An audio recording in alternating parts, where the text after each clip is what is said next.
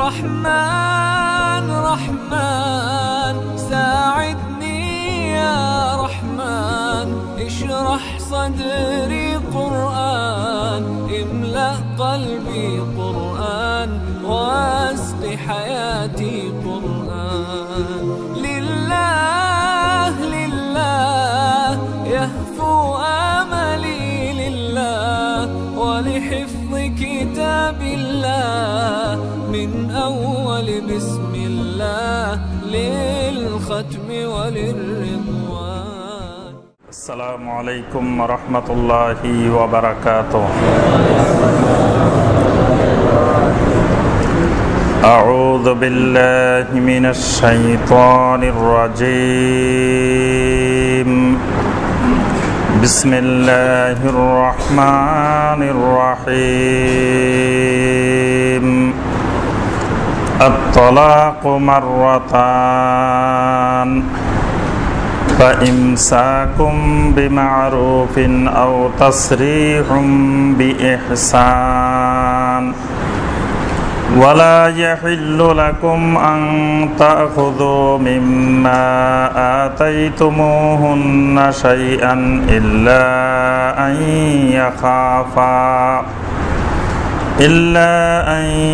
يخافا ألا يقيما حدود الله فإن خفتم ألا يقيما حدود الله فلا جناح عليهما فيما افتدت به تلك حدود الله فلا تعتدوها ومن يتعد حدود الله فأولئك هم الظالمون.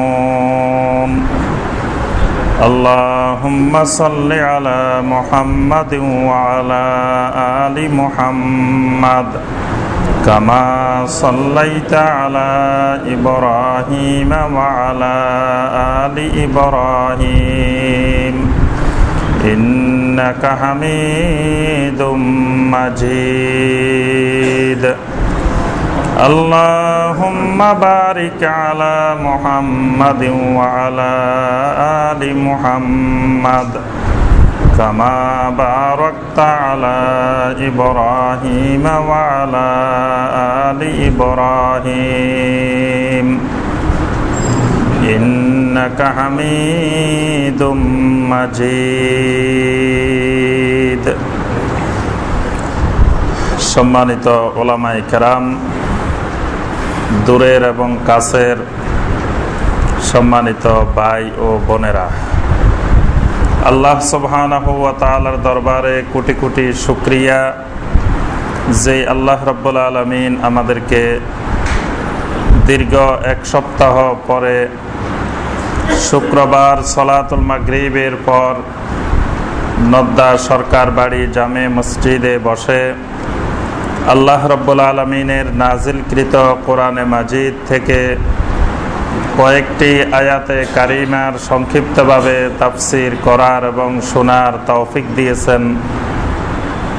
সেই রাব্বুল আলামিনের দরবারে শুকরিয়া আদায় করে সকলে বলি আলহামদুলিল্লাহ। আমরা যেই সূরা থেকে ধারাবাহিক কোরআনে হাকিমের তাফসির করছিলাম সেই সূরাটির নাম হলো সূরা আল বাকারা। সূরা আল বাকারার 228 নম্বর আয়াতে কারিমা পর্যন্ত গত তাফসিরে আলোচনা হয়েছে। আজকে সূরা আল বাকারার 229 নম্বর আয়াতে কারিমা থেকে আমাদের তাফসির হবে ইনশাআল্লাহ। সূরা আল বাকারা মাদানী সূরা এবং এটি কোরআনে কারিমের সবচেয়ে বড় সূরা। এই সূরার মধ্যে আল্লাহ সুবহানাহু ওয়া তাআলা শরঈ অনেকগুলো হুকুম আহকাম বর্ণনা করেছেন, শরীয়তের অনেকগুলো বিধিবিধান বর্ণনা করেছেন। তন্মধ্যে একটি গুরুত্বপূর্ণ বিধান হলো তালাকের বিধান। পারিবারিক জীবনে তালাক একটি গুরুত্বপূর্ণ বিষয়। জাহিলি যুগে তালাকের কোনো সিস্টেম ছিল না, তখন দীর্ঘদিন যাবৎ স্বামী তার স্ত্রীকে বিভিন্নভাবে নির্যাতন করত, কিন্তু স্ত্রীর পক্ষ থেকেও স্বামীকে ছেড়ে দিয়ে যাওয়ার কোনো পন্থা ছিল না, আবার স্বামীর পক্ষ থেকেও তালাক বা এরকম কিছু দিয়ে বিবাহ বিচ্ছেদ ঘটাবে এরকম কোনো পদ্ধতি ছিল না। আল্লাহ সুবহানাহু ওয়া তাআলা ইসলাম আসার পরে, ইসলাম এসেছে মানবতার মুক্তির জন্য, দুনিয়ার মানুষকে ইনসাফ শেখানোর জন্য। লা দরারা ওয়ালা দেরারা, এই নীতিমালা শেখানোর জন্য। লা দরারা ওয়ালা দেরারা এর অর্থ হইল মানে নিজেও কাউকে ক্ষতি না করা, অন্যের ক্ষতি না করা, আবার নিজেও ক্ষতিগ্রস্ত না হওয়া। এটাই হলো ইসলামী অর্থনীতির মৌলিক নীতিমালা। লা দরারা ওয়ালা দেরারা, নিজেও ক্ষতিগ্রস্ত না হওয়া, অন্যকে ক্ষতিগ্রস্ত না করা।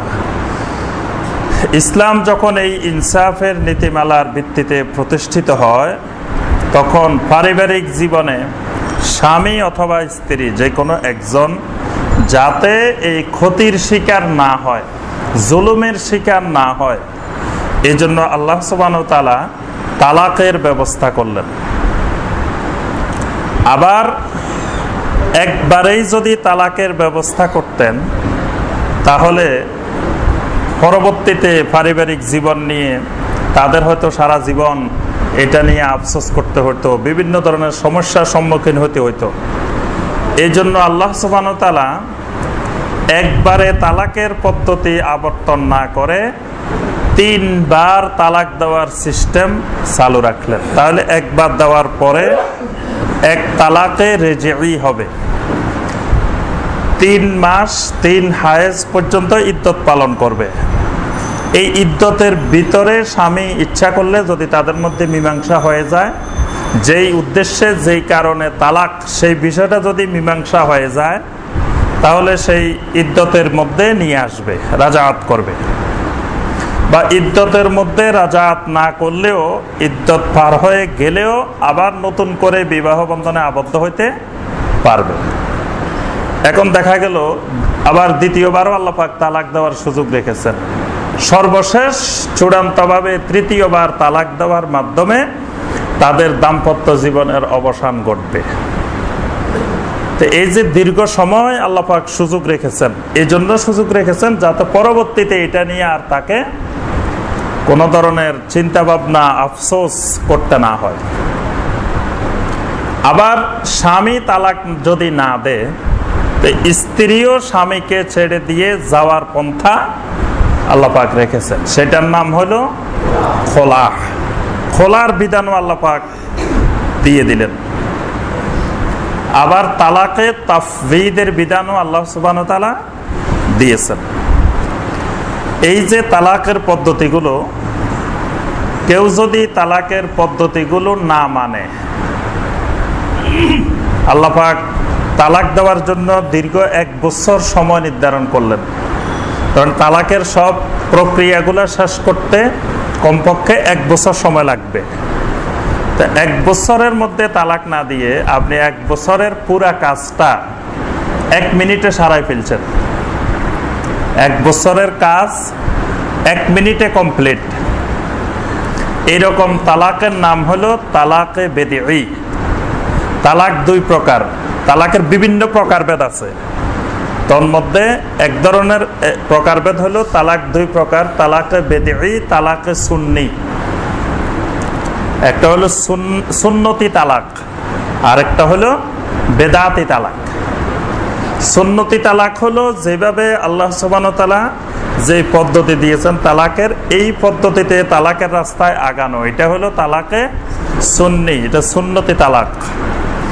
আর এই পদ্ধতি অনুসরণ না করে আপনি এই 1 বছরের কাজ 1 মিনিটে সারাই ফেললেন, এটার নাম হলো তালাকে বেদিই, মানে বেদাতি তালাক। এই জন্য ওমর রাদিয়াল্লাহু তাআলা আনহু খেলাফতের সময়ে পুরা মুসলিম জাহানে এই আইনটি প্রবর্তন করেছিলেন যে কোন মুসলিম যদি এরকম বেদাতি তালাক দেয়, তো তালাক কার্যকরের আগে ওই বেদাতিকে এনে শাস্তি দিতে হবে, বেত্রাঘাত করতে হবে। এইরকম কেউ যদি এই বেদাত করতো তালাকের ক্ষেত্রে, তো ওমর রাদিয়াল্লাহু তাআলা আনহুর খেলাফতের সময় আগে ওই বেদাতিকে এনে বেত্রাঘাত করা হতো, শাস্তি দেওয়া হতো, তারপরে যাই তালাকের ফতোয়া দেওয়া হতো। এখন কথা হলো যে এই 1 বছরের কাজ কেউ যদি 1 মিনিটে কমপ্লিট করে, এই তালাক প্রযোজ্য হবে কিনা, মানে 1 বছরের কাজটা 1 মিনিটে হবে কিনা, এটার ব্যাপারে 4 মাযহাবের সকল ইমাম ঐক্যমত যে 1 বছরের কাজ যদি 1 মিনিটে কমপ্লিট করে এই তালাকে মুগাল্লাজা, সে গুনাহগার হবে, বেদাতি তালাক হবে, কিন্তু তালাক শতভাগ কার্যকর হবে। 1 বছরের কাজ 1 মিনিটে করলেও তালাক কার্যকর হবে। আল্লাহ পাক তালাকের বিধানগুলো বিস্তারিত বর্ণনা করেছেন। যেরকম মিরাসের বিধান, সম্পত্তি বন্টনের বিষয়গুলো আল্লাহ পাক নিজে বর্ণনা করেছেন, ঠিক তালাকের বিধানগুলো আল্লাহ পাক স্বয়ং নিজে বিস্তারিত বর্ণনা করেছেন।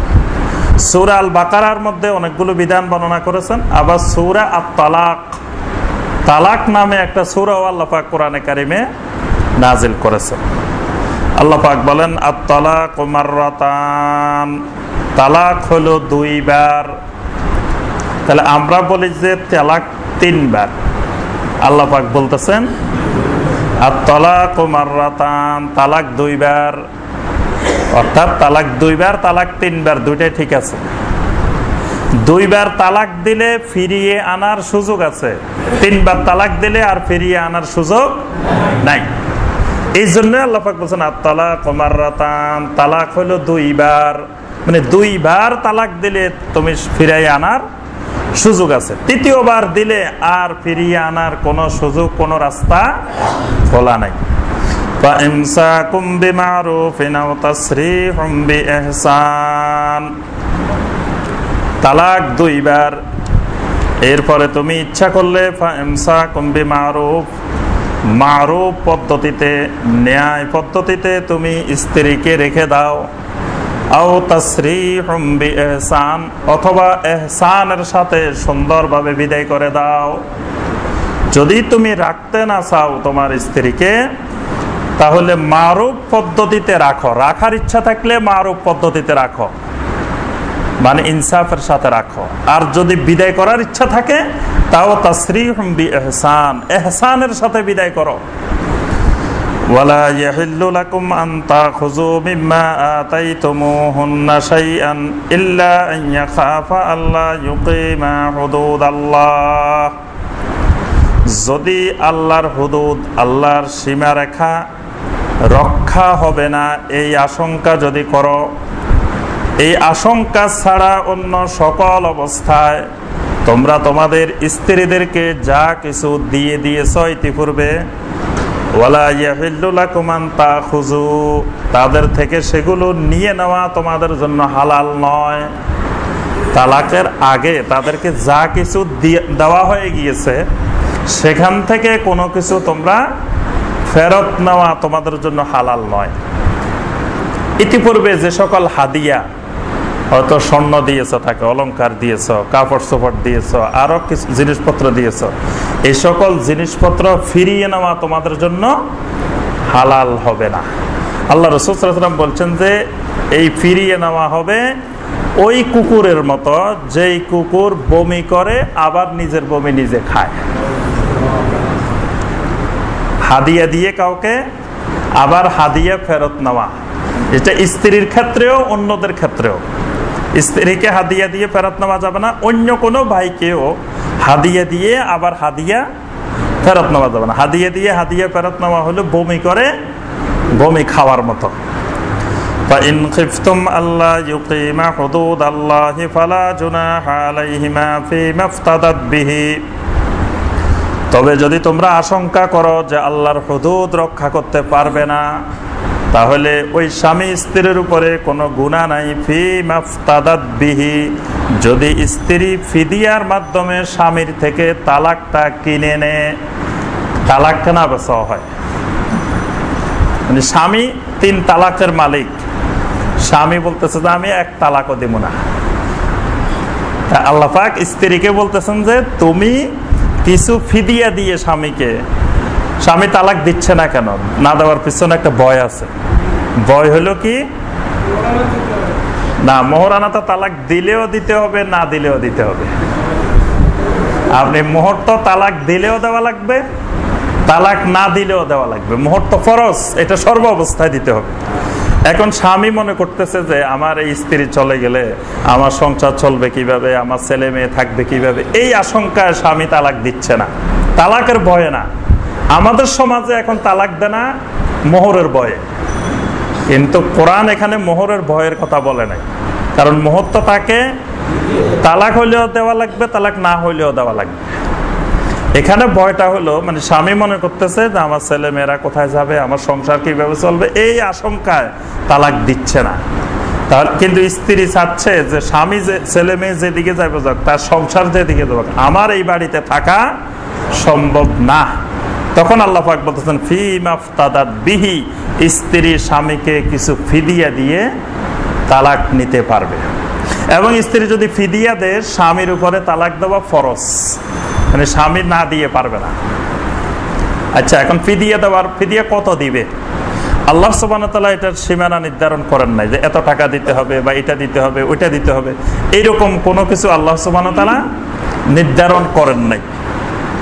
অর্থাৎ এটা স্বামী স্ত্রীর সম্মতির ভিত্তিতে যা দেওয়ার মতো তাদের সামর্থ্য আছে, সেই সামর্থ্য অনুযায়ী দিবে।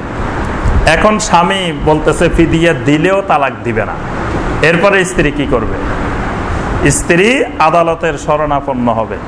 তখন আদালত ফিদিয়া নির্ধারণ করে দিবে এবং ওই নির্ধারিত ফিদিয়া নিয়ে স্বামী অবশ্যই তার স্ত্রীকে তালাক দিতে হবে। এই তালাকের নাম হলো তালাকে খোলা। এটা খোলা তালাক। খোলা তালাক আর খোলার মধ্যে একটা পার্থক্য আছে। তালাক 3 বার হয়ে গেলে আর স্ত্রীকে ফিরিয়ে আনার কোনো সম্ভাবনা, কোনো রাস্তা খোলা নাই। কিন্তু খোলা হওয়ার পরে, ইদ্যত পালনের পরে স্বামী স্ত্রী ইচ্ছা করলে আবার ফেরত আসতে পারবে। এটা হলো খোলা আর তালাকের মধ্যে পার্থক্য। কিন্তু ইদ্যত তালাকের ক্ষেত্রেও ইদ্যত লাগবে, খোলার ক্ষেত্রেও ইদ্যত লাগবে।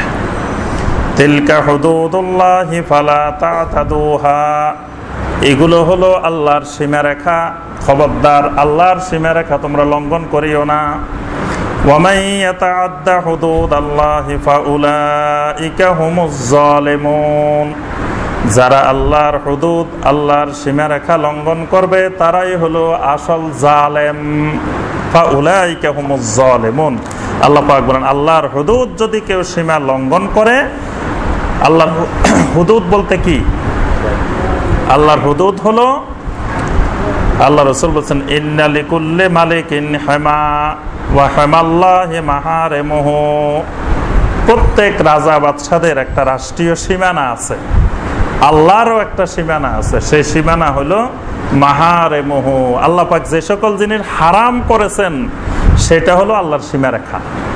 মানে এই সীমানার বাহিরে যাওয়া যাবে না, কোনো হারাম কাজের দিকে অগ্রসর হওয়া যাবে না।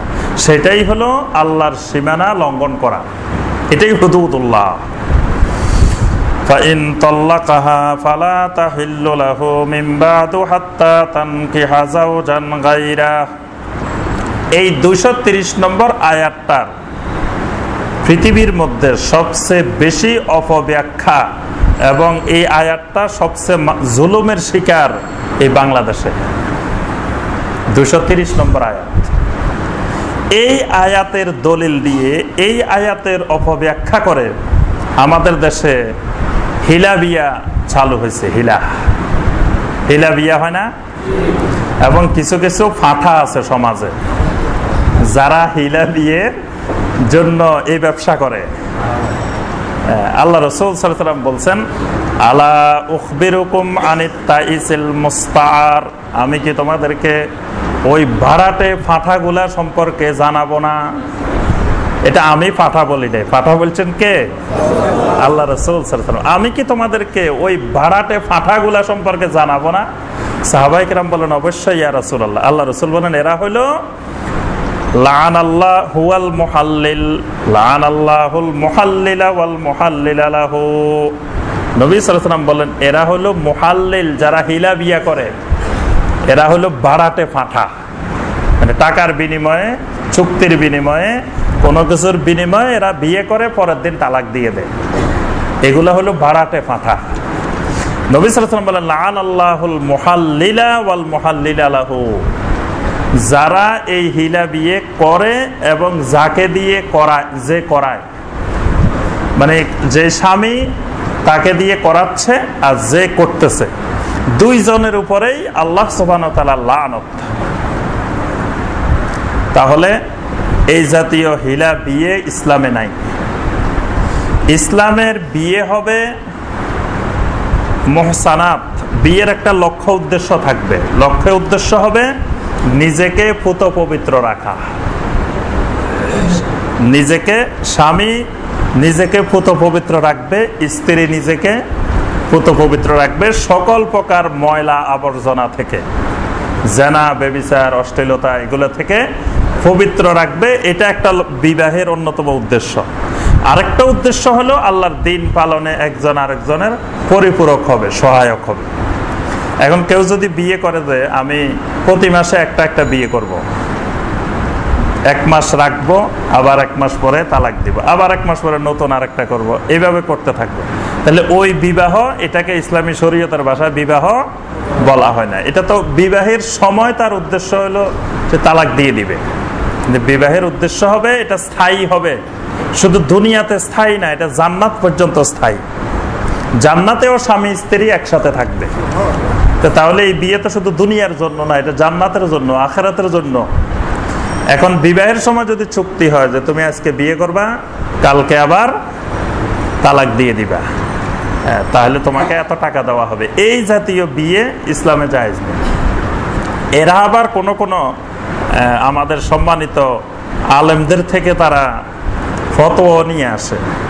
তো এইরকম কিছু ফতোয়া আমি দেখেছি যে আসলে ফতোয়ার মধ্যে ওনারা কি লিখেছেন।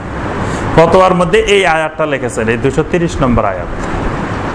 এখানে আল্লাহ পাক তালাকের পরে একটি বিষয়, একটি মাসালা বর্ণনা করেছেন। ফাইন তাল্লাকাহা, যদি কোনো ব্যক্তি তার স্ত্রীকে তালাক দিয়ে দেয়, ফালা তাহিল্লু লাহু, তার স্ত্রী তার জন্য আর হালাল নয়, মিন বাদু, তালাকের পরে, হাত্তা তানকিহা যাওজান গায়রা, যতক্ষণ না তাকে অন্য কোনো স্বামী বিবাহ করে, যতক্ষণ না তাকে অন্য স্বামী বিবাহ করে, যতক্ষণ না সে অন্য কোনো স্বামীকে বিবাহ করে। এখানে বিবাহের মালিকানাটা ওই স্ত্রীর, মানে স্ত্রীর যেহেতু আগে বিয়ে হয়েছে, তো পরবর্তীতে বিয়ের ক্ষেত্রে নিজের সম্মতিটাই মূল, অভিভাবকের কোনো ভূমিকা থাকবে না, এখানে ওয়ালি লাগবে না। আচ্ছা, এখন কথা হলো এখানে আল্লাহ পাক বলছেন হাত্তা তানকিহা যাওজান গায়রা, যতক্ষণ না ওই স্ত্রী আরেকজন স্বামীকে বিয়ে করে, অর্থাৎ ওই আরেকজন স্বামীকে বিয়ে করার পরে পূর্বের স্বামীর জন্য সে হালাল হয়ে যায়,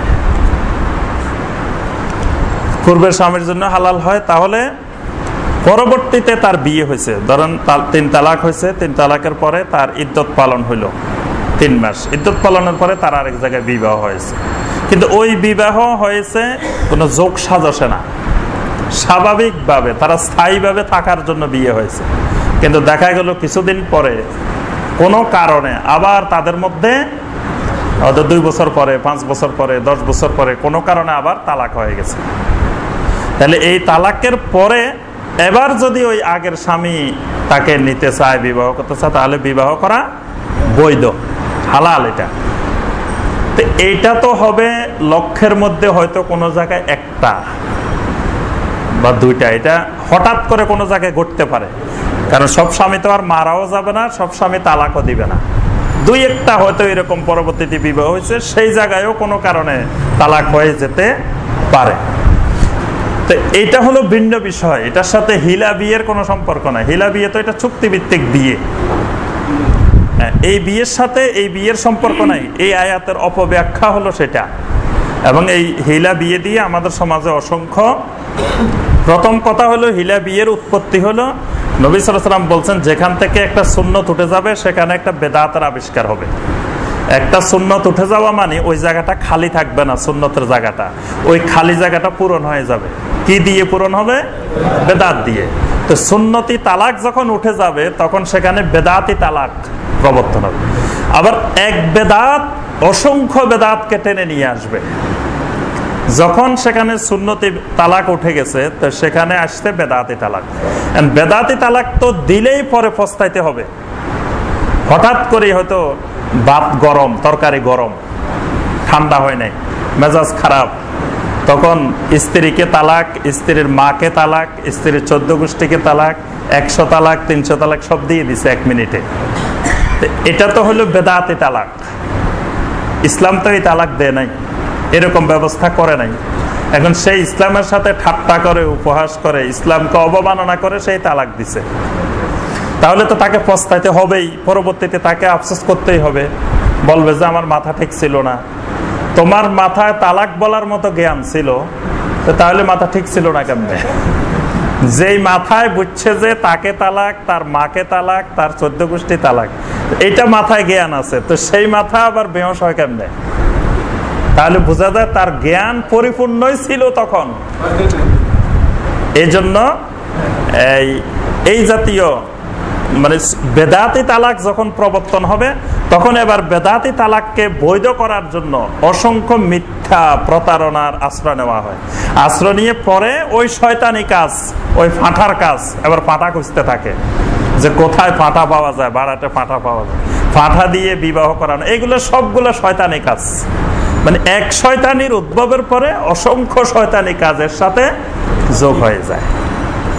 আবার যারা ইসলাম জানে না, যারা কোরআন সুন্নাহ জানে না, তারা মনে করে যে এটা মনে হয় ইসলামের বিধান। অনেক অনেক এরকম বিশ্বে, পৃথিবীতে অনেক ব্যক্তি আছেন যারা ইসলামের বিরুদ্ধে অনেকগুলো দোষারোপের মধ্য থেকে একটা দোষারোপ করে থাকেন যে ইসলামে হিলা বিয়ে আছে, এইটা খুবই অবমাননাকর, এটা মানবাধিকার পরিপন্থী। আসলে ওই মানুষগুলা ইসলাম জানে না, ইসলামে এটা নাই, এটা ইসলামের নামে চলতেছে, কিন্তু আসলে ইসলামে এই জাতীয় কোনো হিলা বিয়ে নাই। এটা স্বাভাবিক দৃষ্টিভঙ্গিতে তো একটা ঘৃণিত কাজ। একজনের স্ত্রী তার আরেকজনের কাছে বিয়ে দিবে, বিয়ে দিয়ে আবার সে বিয়ে করবে, এটা তো স্বাভাবিক রুচিতেও একটা লজ্জাকর অশ্লীল কাজ। এটা তো ইসলাম লাগে না, এমনি বোঝা যায় যে এটা একটা অশ্লীল কাজ। তো এরকম অশ্লীল কাজ তো ইসলাম সমর্থন করে না। ইসলাম অশ্লীলতা বন্ধ করার জন্য শরীয়তের কত বিধান, শুধু অশ্লীলতা বন্ধ করার জন্য। তো সেখানে এরকম অশ্লীল কাজের অনুমোদন ইসলাম কিভাবে দেয়? আল্লাহ পাক বলেন, ফাইন তাল্লাকাহা ফালা জুনাহা আলাইহিমা আন ইয়াতারাজা ইন জান্না আন ইউকিমা হুদুদাল্লাহ। আরেক স্বামীর সাথে বিবাহ হওয়ার পরে যদি ওই স্বামী পুনরায় তাকে কোনো কারণে তালাক দিয়ে দিল, তাহলে তারা যদি আবার দুইজনে মনে করে যে আল্লাহর হুদুদ তারা রক্ষা করতে পারবে, কায়েম করতে পারবে, তাহলে দুইজনে আবার রাজাত করাতে ফিরে আসাতে কোনো গুনাহ নাই, কোনো অসুবিধা নেই। ওয়াতিলকা হুদুদুল্লাহি ইউবাইয়িনুহা লিকাওমিন ইয়ালামুন। রাব্বুল আলামিন বলেন, এগুলো আল্লাহর হুদুদ, আল্লাহ পাক যারা কওমে ইয়ালামুন, যারা এলেম ওয়ালা কওম, তাদের জন্য আল্লাহ পাক স্পষ্ট করে বর্ণনা করেন। এই কথাগুলো আবার জাহেলেরা বুঝবে না। আল্লাহ পাক বলতেছে এগুলা আমি বর্ণনা করি লিকাওমি ইয়ালামুন, যাদের কিছু এলেম আছে, যাদের বুঝার মতো কিছু জ্ঞান আছে, ওই মানুষগুলার জন্যই এই হুদুদগুলাকে আমি বর্ণনা করে থাকি। ওয়া ইযা তাল্লাকতুমুন নিসা ফাবালাগনা আজালাহুন্না ফাআমসিকুহুন্না বিমারুফিন আও সাররিহুহুন্না বিমারুফ। যখন তোমরা স্ত্রীদেরকে তালাক দাও, ফাবালাগনা আজালাহুন্না, তাদের ইদ্দত যখন পরিপূর্ণ হয়ে যাবে, আমরা কত তাফসীরে ইদ্দতের আয়াত আলোচনা করেছি। ফাআমসিকুহুন্না বিমারুফ, তখন তাদেরকে মারুফ পদ্ধতিতে রাখার ইচ্ছা থাকলে রেখে দাও। আও সাররিহুহুন্না বিমারুফ, বিদায় করার ইচ্ছা থাকলে সেটাও মারুফ পদ্ধতিতে বিদায় করো, মানে ন্যায় পন্থায় সুন্দর পদ্ধতিতে বিদায় করো। ওয়ালা তুমসিকুহুন্না দারারাল লিতাতাদু, ইদ্দত পূর্ণ হওয়ার পরেও তাকে আটকিয়ে রাখিও না, তার প্রতি জুলুম করার জন্য, তাকে জুলুম করার জন্য, সীমা লঙ্ঘন করার জন্য ইদ্যতের পরেও তাকে তোমরা আটকিয়ে রেখে নির্যাতন করিও না। ওয়ামান ইয়াফআল যালিকা ফাকাদ যালামা নাফসা, কোন ব্যক্তি যদি এরকম করে সে নিজের নফসের উপরে জুলুম করবে। দেখেন আল্লাহ পাক নারীদের অধিকার কত সুন্দরভাবে সংরক্ষণ করেছেন, যে ইদ্যত পূর্ণ হয়ে যাবে, ইদ্যত পূর্ণ হওয়ার একদিন পরেও তুমি আর তাকে আটকিয়ে রাখার অধিকার নাই। এবং আটকে রাখলে আল্লাহ বলতেছে ফাকাদ যালামা নাফসা, তুমি তোমার নফসের উপরে জুলুম করেছো। ওয়ালা তাত্তাখিযু আয়াতিল্লাহি হুজুয়া, আল্লাহর আয়াতগুলোকে ঠাট্টা বিদ্রুপের উপকরণ হিসাবে গ্রহণ করিও না। এখানে ওই বাঙালি তালাকের কথা আল্লাহ বলে দিয়েছেন, যে একসাথে 3 তালাক, 10 তালাক, 50 তালাক, 100 তালাক। আল্লাহ পাক শরীয়তের হুদুদ দিয়েছেন 3 পর্যন্ত। কেউ যদি 3-এর উপরে ছাড়ও বলে তাহলে এটা আল্লাহর আয়াত নিয়ে ঠাট্টা বিদ্রুপ করা হবে, তার ঈমান চলে যাবে। কেউ যদি তালাক দিতে যায়, স্ত্রীকে 100 তালাক দিয়ে দেয়, তাহলে সে আল্লাহর আয়াতের সাথে ঠাট্টা বিদ্রুপ করেছে। আল্লাহ বলছে ওয়ালা তাত্তাখিযু আয়াতিল্লাহি হুজুয়া, খবরদার আল্লাহর আয়াতকে নিয়ে ঠাট্টা বিদ্রুপ করিও না। এরকম। তারপর আবার আল্লাহ পাক বললেন, সীমা রেখা দিচ্ছেন 3 বারে 3 তালাক দেওয়া। কেউ যদি একসাথেই দিয়ে দিচ্ছে, এটাও আল্লাহর আয়াত নিয়ে ঠাট্টা বিদ্রুপ করা। আল্লাহ পাক বলতেছেন খবরদার আল্লাহর আয়াত নিয়ে এরকম ঠাট্টা বিদ্রুপ করিও না। ওয়াজকুরু নি'মাতাল্লাহি আলাইকুম ওয়া মা আনসালা আলাইকুম মিনাল কিতাবি ওয়াল হিকমাতি ইয়াইযুকুম বি, আল্লাহ তোমাদের উপরে যে সকল নেয়ামত দিয়েছেন সে সকল নেয়ামতের জিকির করো, নেয়ামতগুলোকে স্মরণ করো। ওয়া মা আনসালা আলাইকুম মিনাল কিতাবি ওয়াল হিকমা, আল্লাহ পাক তোমাদের উপরে কিতাব নাজিল করেছেন আর হিকমা নাজিল করেছেন। হিকমাটা কি? মাশাআল্লাহ, সুন্নাহ। যত জায়গায় কিতাবের সাথে হিকমা আসবে সেখানে হিকমা হলো সুন্নাহ। সুন্নাহও আল্লাহ পাক নাজিল করেছেন। এই দুটেই আল্লাহ বলছে ওয়া মা আনসালা আলাইকুম মিনাল কিতাবি ওয়াল হিকমা, আল্লাহ তোমাদের উপরে কিতাবও নাজিল করেছেন, সুন্নাহও নাজিল করেছেন। তাহলে হাদিস সুন্নাহ যেগুলো, সেগুলো আল্লাহ পাকের নাজিলকৃত। সুন্নাহ ওহী। এজন্য কেউ যদি সুন্নাহ অস্বীকার করে, হাদিস অস্বীকার করে, তার ঈমান থাকবে না। কারণ আল্লাহ পাক সূরা আন-নজমে বলছেন ওয়া মা ইয়ানতিকু আনিল হাওয়া ইন হুয়া ইল্লা ওয়াহয়ুন ইউহা, আমার রাসূল দ্বীনের ব্যাপারে যে সকল কথাবার্তা তোমাদেরকে বলেন এগুলা ওহীর আলোকেই বলেন। এজন্য নবী সাল্লাল্লাহু আলাইহি ওয়াসাল্লামের কথাগুলো, সুন্নাহগুলো, এগুলাও আল্লাহর নাজিলকৃত, এগুলাও ওহী। ইয়াইযুকুম বিহি, আল্লাহ পাক কিতাব নাজিল করেন, সুন্নাহ নাজিল করেন, এত নেয়ামত দেন। উদ্দেশ্য কি? ইয়াইযুকুম বিহি, ওইগুলোর মাধ্যমে আল্লাহ তোমাদেরকে ওয়াজ করেন, উপদেশ দেন। উপদেশ দেওয়ার জন্যই আল্লাহ পাক এগুলো নাজিল করেছেন। ওয়াত্তাকুল্লাহা ওয়ালামু আন্নাল্লাহা বিকুল্লি শাইইন আলিম, আল্লাহকে ভয় করো আর জেনে রাখো আল্লাহ পাক সকল জিনিসের ব্যাপারে আলিম, মহাজ্ঞানী। সব জিনিসের এলেম আল্লাহ পাকের নিকটে আছে। দেখেন প্রত্যেক আয়াতের শেষে শেষে আল্লাহ পাক আল্লাহর পরিচয়, আল্লাহর মারিফত আল্লাহ পাক তুলে ধরেছেন। আল্লাহটা কে? আল্লাহ এখানে তুলে ধরেছেন আন্নাল্লাহা বিকুল্লি শাইইন আলিম, জেনে রাখো আল্লাহ পাক সকল জিনিসের ব্যাপারে এলেম রাখেন, আলিম, মহাজ্ঞানী। ওয়া ইযা তাল্লাকতুমুন নিসা ফাবালাগনা আজালাহুন্না, যখন তোমরা স্ত্রীদেরকে তালাক দিয়ে দাও। দেখেন তালাকের ব্যাপারে কতগুলো বিধিবিধান আল্লাহ পাক বর্ণনা করতেছেন। ফাবালাগনা আজালাহুন্না, তাদের ইদ্দত পরিপূর্ণ হয়ে গেল। ফালা তাদুলুহুন্না আইয়ানকিহনা আজওয়াজাহুন্না,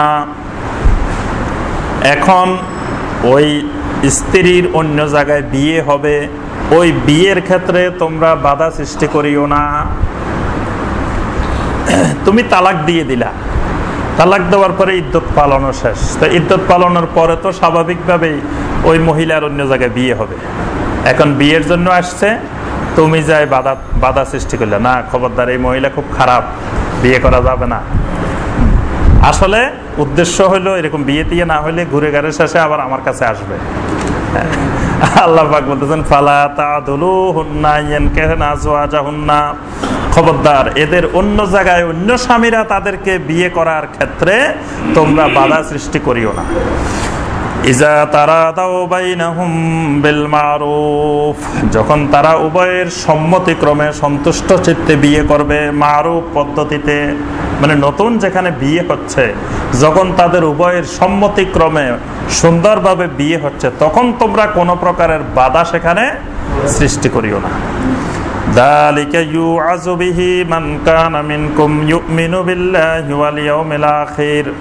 আল্লাহ পাক বলেন, এতক্ষণ পর্যন্ত তালাকের যত বিধিবিধান বর্ণনা করলাম, এই সুন্দর উপদেশগুলো তাদের জন্য যারা আল্লাহ এবং আখিরাতের উপরে ঈমান আনে, সবার জন্য না। এটা হলো যারা তোমাদের মধ্য থেকে আল্লাহর উপরে এবং আখিরাতের উপরে ঈমান আনে, তাদের জন্য। যালিকুম আযকা লাকুম ওয়া আতহার। আর যে তালাকের পদ্ধতিগুলো বর্ণনা করা হলো, এগুলো তোমাদের জন্য অত্যন্ত পবিত্র এবং বিশুদ্ধ হওয়ার মাধ্যম। এগুলো পবিত্রতার মাধ্যম, বিশুদ্ধ থাকার মাধ্যম হলো তোমাদের এই পদ্ধতিগুলো। ওয়াল্লাহু ইয়ালামু ওয়া আনতুম লা তা'লামুন। দেখেন আল্লাহর পরিচয় আয়াতের শেষে এসে, ওয়াল্লাহু ইয়ালামু ওয়া আনতুম লা তা'লামুন। আল্লাহ পাক সব কিছু জানেন, তোমরা কিছুই জানো না। আল্লাহর আরেকটা পরিচয় হলো যে আল্লাহ সব জানেন, বান্দা কিছুই জানে না। ওয়াল ওয়ালিদাতু ইউরদিনা আওলাদাহুন্না হাওলাইনি কামিলাইনি লিমান আরাদা আন ইউতিম্মা রাদাআ। এখন তালাক হয়ে গেছে, কিন্তু এখানে এক জায়গায় ফেস লেগে গেল তালাকের ক্ষেত্রে। সেটা হলো কি, এখন তালাক হওয়ার পরে দেখা গেল এক দুধ পান করে এরকম বাচ্চা আছে, তাহলে এই বাচ্চা কই যাবে? স্বামী স্ত্রীর বিচ্ছেদ হয়ে গেল, কিন্তু দুধ পান করার বাচ্চা সন্তান আছে। এই সন্তানের হুকুমও আল্লাহ পাক বর্ণনা করে দিলেন। ওয়াল ওয়ালিদাতু ইউরদিনা আওলাদাহুন্না। আল্লাহ পাক বলেন, ওই মায়েরাই তাদের সন্তানগুলোকে দুধ পান করাবে, হাওলাইনে কামেলাইনে, পরিপূর্ণ 2 বছর। এখানে আরো একটি শরীয়তের বিধান জানা গেল যে দুধ পানের মেয়াদ হলো 2 বছর, হাওলাইনে কামেলাইনে 2 বছর। লিমান আরাদা আন ইউতিম্মা রাদাআ। কোন সন্তানের বাবা যদি ইচ্ছা করে যে তার রাদাআত পরিপূর্ণ করবে, মানে দুধ পানের সময়টা পরিপূর্ণ করাবে, পরিপূর্ণ হলো 2 বছর, তাহলে ওই সন্তানের মায় ওই সন্তানটাকে দুধ পান করাবে। এখন মায়ের দায়িত্ব হলো 2 বছর দুধ পান করানো। বাবার দায়িত্ব কি? ওয়া আলাল মাউলুদি লাহু রিজকুহুন্না ওয়া কিসওয়াতুহুন্না বিল মারুফ। বাবার দায়িত্ব হলো এই 2 বছর পর্যন্ত ওই মহিলা এবং সন্তানের রিজিক, খরপোশ, থাকা খাওয়া সব কিছুর ব্যবস্থাপনা করবে বিল মারুফ, তার সাধ্য অনুযায়ী, তার আর্থিক অবস্থা অনুযায়ী। ওই স্ত্রীর তালাক হওয়ার পরেও 2 বছর পর্যন্ত ওই স্ত্রী এবং সন্তানের ভরণ পোষণের ব্যবস্থা স্বামীকে করতে হবে। লা তুকাল্লাফু নাফসুন ইল্লা বুসআহা। তোমাদের সাধ্যের বাহিরে আল্লাহ পাক কাউকে কষ্ট দেন না। সুবহানাল্লাহ। মানে কারো সামর্থ্য আছে অল্প, ধরেন মাসে 10,000 টাকা দেওয়ার সামর্থ্য আছে, আল্লাহ পাক এখন চাহিদার তো শেষ নাই। কারো মাসে 1 লাখ টাকা হইলেও হয় না, কারো 5 লাখ টাকা হইলেও হয় না, কারো আবার মাসে 1000 টাকায়ও হয়। তা আল্লাহ পাক বলতেছেন যে লা তুকাল্লাফু নাফসুন ইল্লা বুসআহা, মানে যার যতটুকু সামর্থ্য আছে, এই সামর্থ্যের বাহিরে আল্লাহ রাব্বুল আলামিন কাউকে কষ্ট দেন না। লা তুদাররা ওয়ালিদাতুম বিওয়ালাদিহা ওয়ালা মাউলুদুন লাহু বিওয়ালাদিহি। আল্লাহ পাক বলেন, ওই সন্তানের জন্য সন্তানের মাকেও আল্লাহ কোনো অতিরিক্ত কষ্ট দিতে চান না। ওই সন্তানের কারণে সন্তানের বাবাকেও আল্লাহ পাক কোনো কষ্ট দিতে চান না। মানে সন্তানটার কারণে বাবা কষ্ট পাক, এটাও আল্লাহ পাক চান না, আবার মা কষ্ট পাক, এটাও আল্লাহ পাক চান না। ওয়া আলাল ওয়ারিসি মিসলু যালিক। আবার ওয়ারিসদের ক্ষেত্রেও এইরকম বিধান, মানে যে ওয়ারিসের ক্ষেত্রেও একজনের কারণে আরেকজন কষ্ট পাক, এটা আল্লাহ রাব্বুল আলামিন চান না। এখন কেউ ইচ্ছা করলো যে না 2 বছর দুধ পান করাবে না, 2 বছরের আগেই শেষ করে দিবে। ফাইন আরাদা ফাসালান আন তারাদিম মিনহুমা ওয়া তাশাবুরিন ফালা জুনাহা আলাইহিমা, যদি ওই দুধ পানকারিনী মা এবং তার বাবা দুইজনের সম্মতিক্রমে পরামর্শক্রমে যদি 2 বছরের আগে দুধ পান শেষ করে দেওয়া হয়, ফালা জুনাহা আলাইকুম, এটাতেও তোমাদের কোনো অসুবিধা নাই। ফালা জুনাহা আলাইহিমা, তাদের দুইজনের কোনো গুনাহ নাই।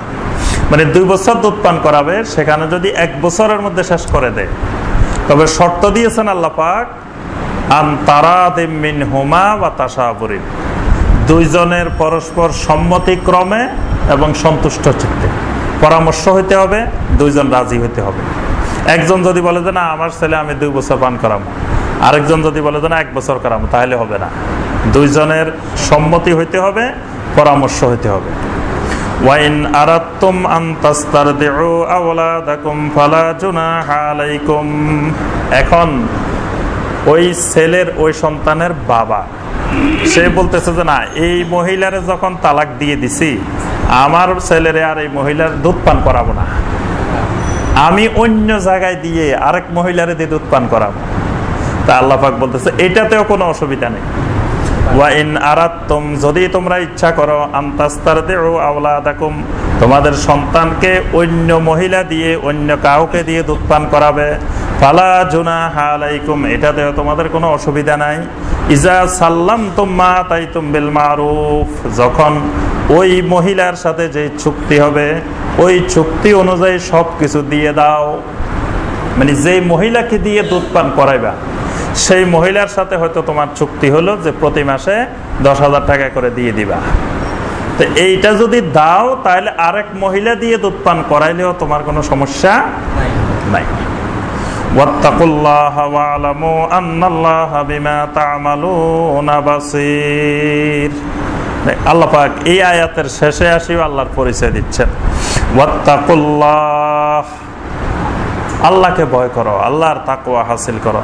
ওয়া'লামু আন্নাল্লাহা বিমা তা'মালুনা বাসীর, আর জেনে রাখো তোমরা যা কিছু করো সব কিছু আল্লাহ পাক দেখেন, সব কিছু আল্লাহ পাক দেখেন, বাসীর। এরপরে আরেকটি মাসালা হলো 234 নম্বর আয়াত, স্বামী মারা গেলে কি করবে। এতক্ষণ হলো তালাক, এরপরে আল্লাহ পাক বর্ণনা করেছেন কোন মহিলার স্বামী মারা গেলে তার ইদ্দতটা কি রকম হবে।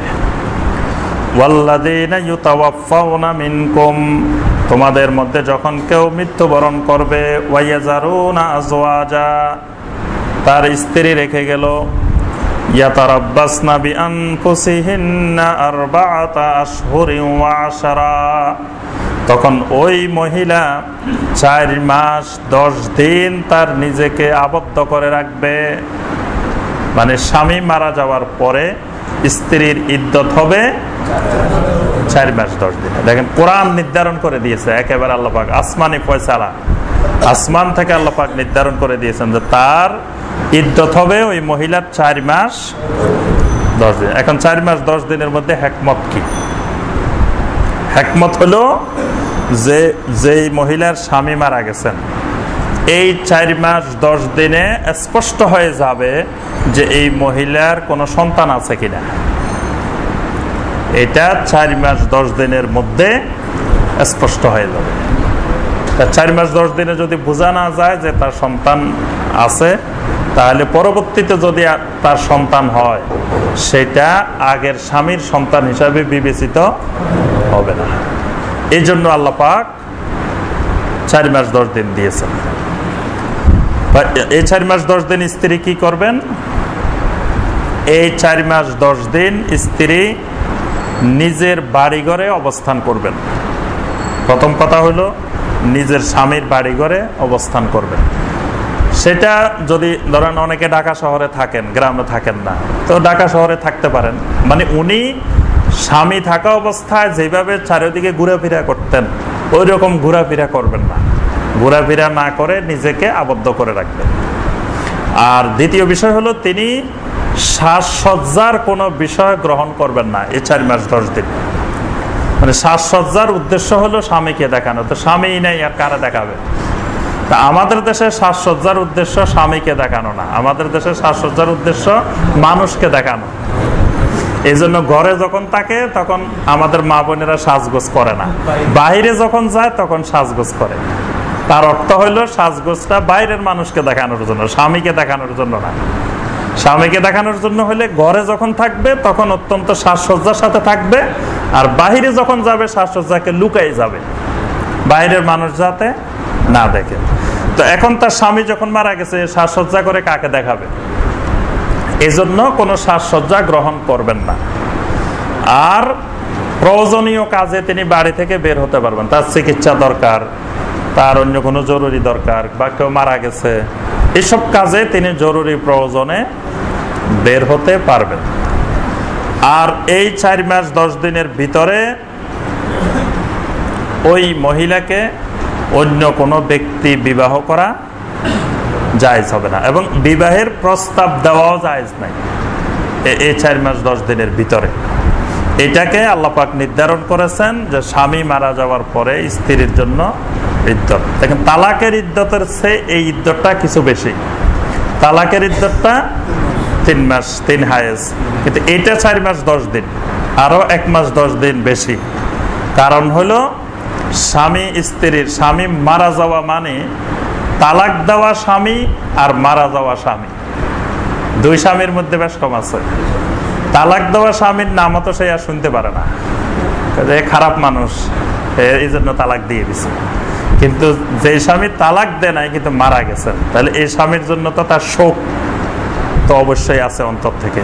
এই জন্য আল্লাহ পাক এখানে তার ইদ্যতটা আরো 1 মাস 10 দিন বাড়িয়ে দিয়েছে। আর অন্যদের মানে ছেলে মেয়েদের বা আত্মীয় স্বজনের শোক আর স্ত্রীর শোক স্বামী মারা যাওয়াতে, এটা কিন্তু সম্পূর্ণ ভিন্ন। কারণ স্বামী আর স্ত্রী যত নিকটবর্তী অবস্থান করেছে, ছেলে মেয়ে সন্তান সন্ততি ও মা বাবার সাথে এত ঘনিষ্ঠতম অবস্থান করে না। তাহলে এরকম মানে হঠাৎ স্বামী মারা গেল বা স্ত্রী মারা গেল, এটার যে ব্যথা, এটার যে বেদনা, এটা 4 মাস 10 দিনের আগে সে বলতে পারবে না। এই জন্য আল্লাহ পাক অনেক হিকমতের সাথেই আল্লাহ পাক এই 4 মাস 10 দিন নির্ধারণ করেছে। وَإِذَا بَلَغْنَا أَجَلَهُنَّ فَلَا جُنَاحَ عَلَيْكُمْ فِيمَا فَعَلْنَ فِي أَنفُسِهِنَّ بِالْمَعْرُوفِ। যখন এই 4 মাস 10 দিন পরিপূর্ণ হয়ে যাবে, তখন তোমাদের কোনো গুনাহ নেই, কোনো অপরাধ নেই। তাদের নিজেদের ব্যাপারে ন্যায় পন্থায় যদি কোনো কিছু করে, মানে তারা যদি আবার পুনরায় অন্য জায়গায় বিয়ের জন্য রাজি হয়, কিছু করতে চায়, এটাতে কোনো অসুবিধা নাই। ওয়াল্লাহু বিমা তা'মালুনা খাবীর, আর সকল ব্যাপারে আল্লাহ পাক খবর রাখেন। ওয়ালা জুনাহা আলাইকুম ফীমা আরাদতুম বিহি মিন খিদবাতিন নিসা আও আকনানতুম ফি আনফুসিকুম। আল্লাহ পাক বলেন, ওই ইদ্যত পালনের পরে যদি তোমরা ওই সকল নারীদেরকে বিবাহের প্রস্তাব পেশ করো, কোনো অসুবিধা নাই, তবে ইদ্যতের জন্য অপেক্ষা করতে হবে। ইদ্যত শেষ হওয়ার আগে বিবাহের প্রস্তাব দেওয়া যাবে না। আও আকনানতুম ফি আনফুসিকুম, অথবা যদি ওই ইদ্যতকালীন সময়ও মনে মনে বিয়ে করার ইচ্ছা করো, কোনো অসুবিধা নাই।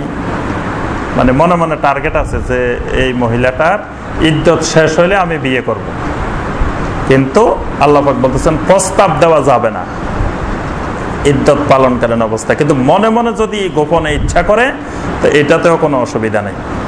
আলিম আল্লাহু আন্নাকুম সাতাযকুরুনাহুন্না, আল্লাহ পাক ভালো করেই জানেন যে তোমরা তাদের ব্যাপারে স্মরণ করবে, মানে তাদেরকে বিয়ে করার জন্য আগ্রহী হবে, এটা আল্লাহ পাক জানেন। ওয়ালাকিন লা তুওয়াইদুহুন্না সিররান ইল্লা আন তাকুলু কাওলাম মারুফা, তবে তাদেরকে গোপনে কোনো ধরনের প্রস্তাব দিবে না, তাদের সাথে গোপনে কোনো চুক্তিতে আবদ্ধ হবে না। মানে বিয়ে হলো প্রকাশ্য জিনিস, বিয়ে আর জেনা এই দুটার মধ্যে পার্থক্য হলো, বিয়ে হলো প্রকাশ্য জিনিস, জেনা ব্যভিচার হলো গোপনীয় জিনিস। তো বিয়ে প্রকাশ্য জিনিস, সেখানে তুমি গোপনে গোপনে কেন বিয়ে করতে যাবা?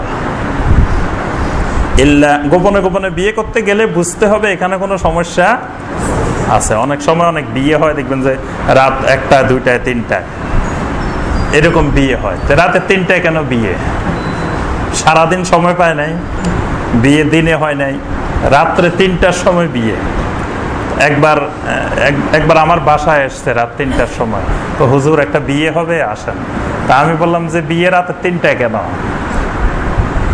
তা আমি বললাম যে ঠিক আছে, অপেক্ষা করেন, জামাই আসছে যাতে জামাইরে খাওয়াই দেওয়াই ঘুম যাক, কালকে জোহরের পরে বিয়ে ইনশাআল্লাহ। জামাই বেড়াক আপনার বাড়িতে আসছে যখন, কালকে জোহরের নামাজ পড়ে ইনশাআল্লাহ যাবো। তো এখন কয় হুজুর কালকে জোহর পর্যন্ত কেমন? তা আমি বললাম যে রাতে 3টায় আবার কি বিয়ে? রাতে 3টায় বিয়ে পড়ানোর আলেম তো আমরা না। রাতে 3টায় বিয়ে পড়ানো মানে এটার মধ্যে কোনো সমস্যা আছে, তো ওই বিয়ে তো আমরা পড়াবো না। তাহলে এই জন্য আল্লাহ পাক বলতেছেন ওয়ালাকিল্লা তুআইদুহুন্না সিররান, খবরদার গোপনে গোপনে কোনো বিয়ের চুক্তিতে তাদের সাথে আবদ্ধ হয় না। ইল্লা আন তাকুলু কাওলাম মারুফা, তবে গোপনে গোপনে কিছু ন্যায় কথা, ভালো কথা তোমরা বলে রাখতে পারো। মানে ধরেন ওই মহিলার জন্য 4-5টা জায়গা থেকে বিয়ের জন্য আসছে, এখন তাকে গোপনে বলে দেওয়া যাবে যে আমার সাথে বিয়ে হইলে তোমার উপকার বেশি হবে, এই কথাটা তারা গোপনে বলে দেওয়া যাবে। ওয়ালা তাযিমু উকদাতান নিকাহি হাত্তা ইয়াবলুগাল কিতাবু আজালা, তবে তার নির্ধারিত ইদ্যত শেষ হওয়া পর্যন্ত ওই বিয়ের ইচ্ছাটা, আকদে নেকার ইচ্ছা তোমরা তার সামনে প্রকাশ করিও না। ওয়ালামু আন্নাল্লাহা ইয়ালামু মা ফি আনফুসিকুম ফাহযারুহ, আর জেনে রাখো তোমাদের মনের ভিতরে, অন্তরের ভিতরে কি নড়াচড়া করতেছে সেই ব্যাপারে আল্লাহ পাক ভালো করে জানেন। ফাহযারুহু, এই ব্যাপারে তোমরা খুব সতর্ক থাকিও। আল্লাহ পাক তোমার অন্তরে কি নড়াচড়া করতেছে এটা আল্লাহ পাক ভালো করে জানেন। ফাহযারু, খবরদার সতর্ক থাকবা। ওয়ালামু আন্নাল্লাহা গাফুরুন হালিম, আর জেনে রাখো আল্লাহ পাক হলেন মহা ক্ষমাশীল এবং হালিম। হালিম মানে ধৈর্যশীল।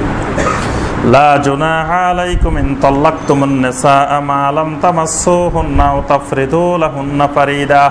আল্লাহু আকবার। দেখেন আল্লাহ পাক মানে আল্লাহর জমিনে যত রকমের অবস্থা তৈরি হতে পারে সব অবস্থার মাসালা আল্লাহ পাক বর্ণনা করে দিয়েছেন।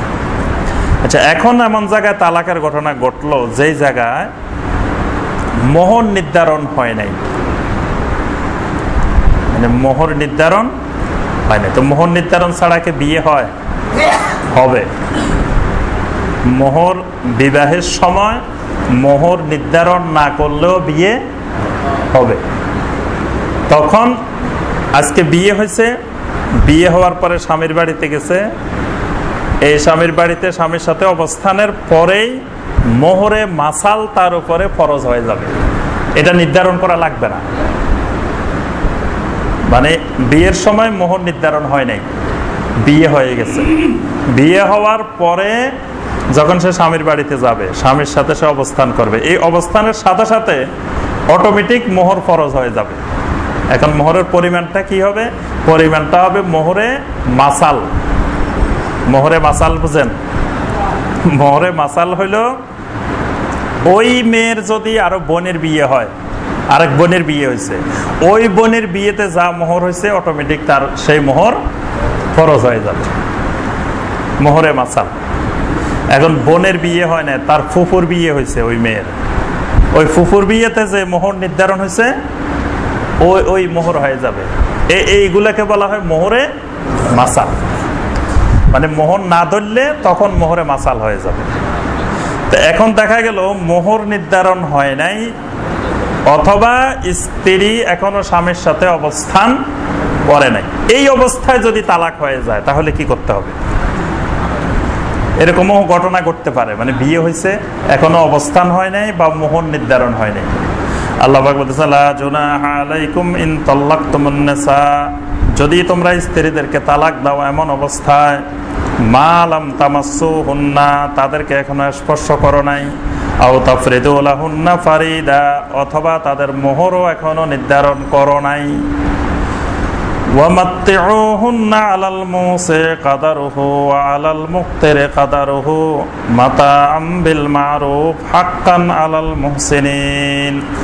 এমন অবস্থায় যদি তালাক হয় তাহলে সামর্থ্যবানেরা তাদের সামর্থ্য অনুযায়ী, ধনীরা ধনীদের সামর্থ্য অনুযায়ী, গরিব গরিবের সামর্থ্য অনুযায়ী মাত্তিউহুন্না, স্ত্রীকে কিছু পরিমাণ সম্পদ দিয়ে দিতে হবে।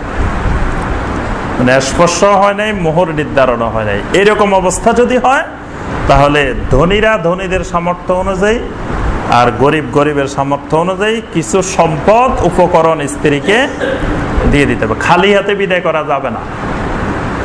মাতাআম বিল মারুফ, এটা ইনসাফের ভিত্তিতে, আল্লাহ পাক নির্ধারণ করেন নাই। আল্লাহ পাক বলছে মাতাআম বিল মারুফ, এটা ইনসাফের ভিত্তিতে তোমরা দিয়ে দিবে। হাক্কান আলাল মুহসিনিন, এটা মুহসিনিনদের উপরে একটা হক। মানে যারা আল্লাহর মুহসিনিন বান্দা তারা স্ত্রীদেরকে এইভাবে খালি হাতে বিদায় করবে না, কিছু দিয়ে দিবে। আচ্ছা, এখন দেখা দিল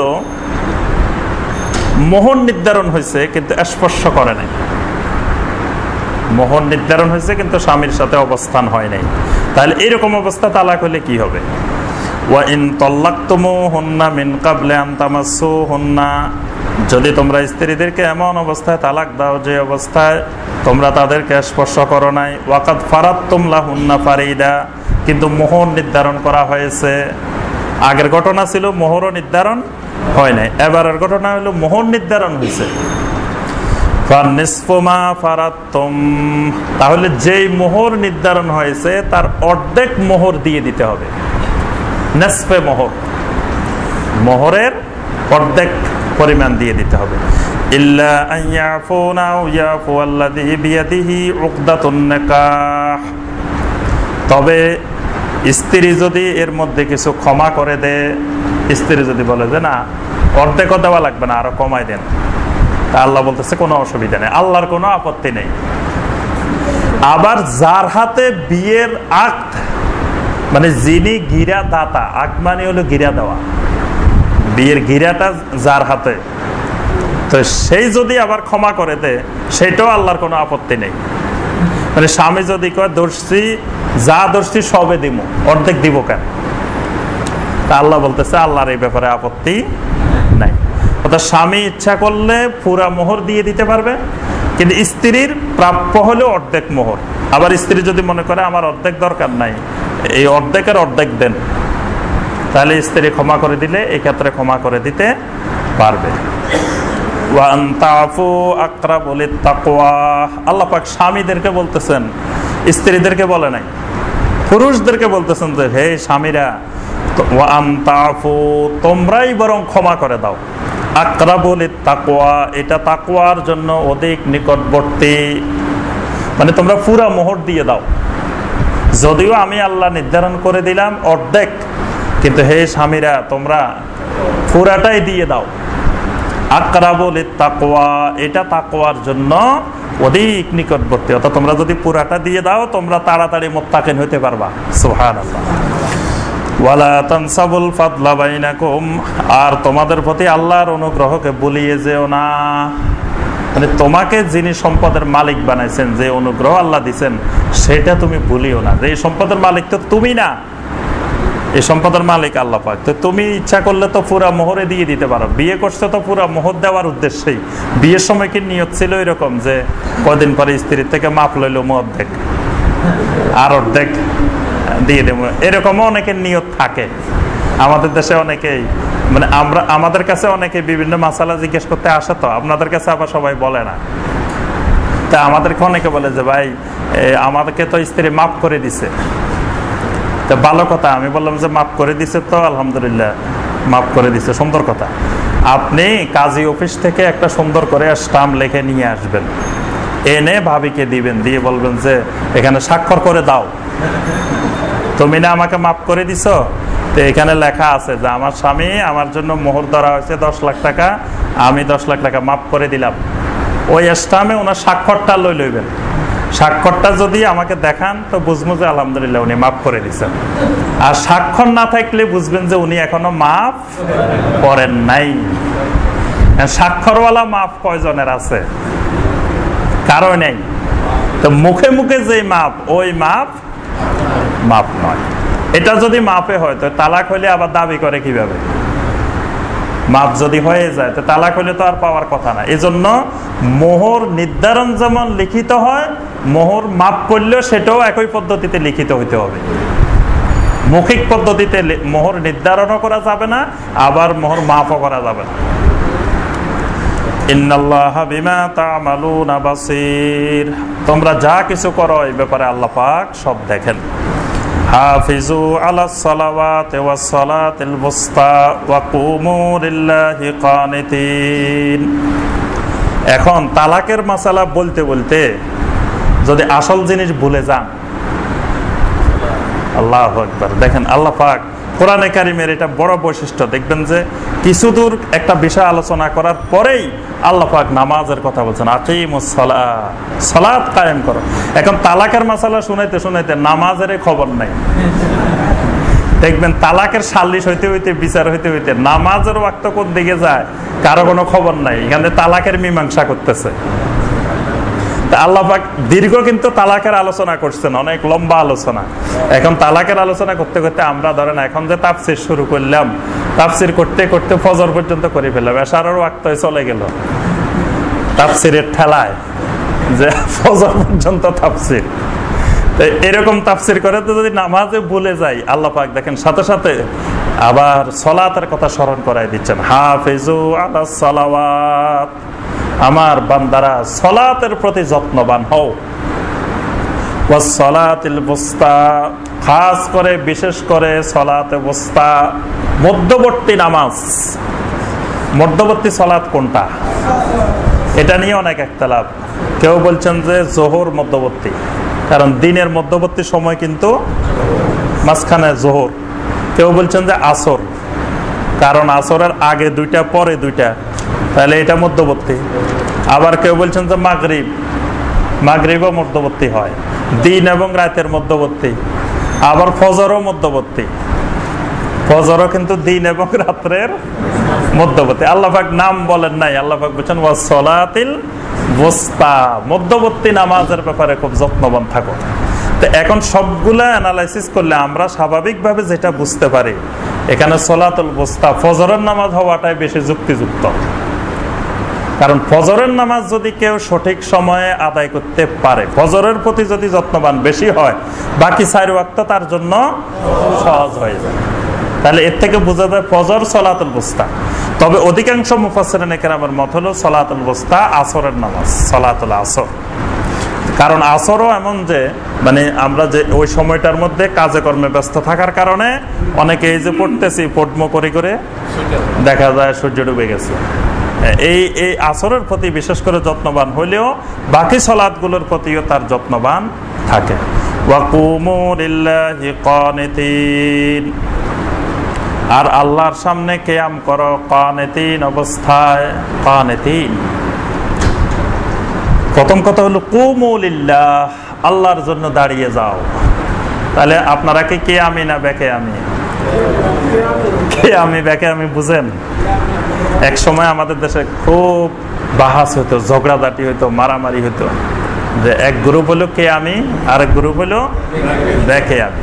কিয়ামি মানে এরা ইয়া নবী সালাম আলাইকা কইলে আপনারে দাঁড়ায় যাবে, আর বেকে আমি মানে এরা দাঁড়াবে না। তাই আল্লাহ পাক বলতেছেন ওয়াকুমু লিল্লাহ, আল্লাহর জন্য দাঁড়িয়ে যাও। এটা তো কিয়ামীদের দলিল নাকি? আল্লাহ দাঁড়ায় যেতে বলছে। তাহলে নামাজের মধ্যে দাঁড়ানো ফরজ, কিয়াম কিন্তু ফরজ। তাহলে আমরা তো কিয়ামের পার্টি নাকি? বেকিয়ামের না, কারণ ফরজ ইবাদত, দাঁড়াইতেই হবে আপনাকে নামাজে। আল্লাহ পাক বলতেছে দাঁড়াইবা, তবে লিল্লাহ, আল্লাহর উদ্দেশ্যে, আল্লাহর জন্য দাঁড়াও। তাহলে রাসূলের জন্য দাঁড়াইতে বলেন নাই, কুমু লির-রাসূল এই কথা বলেন নাই। দাঁড়াবো কার উদ্দেশ্যে?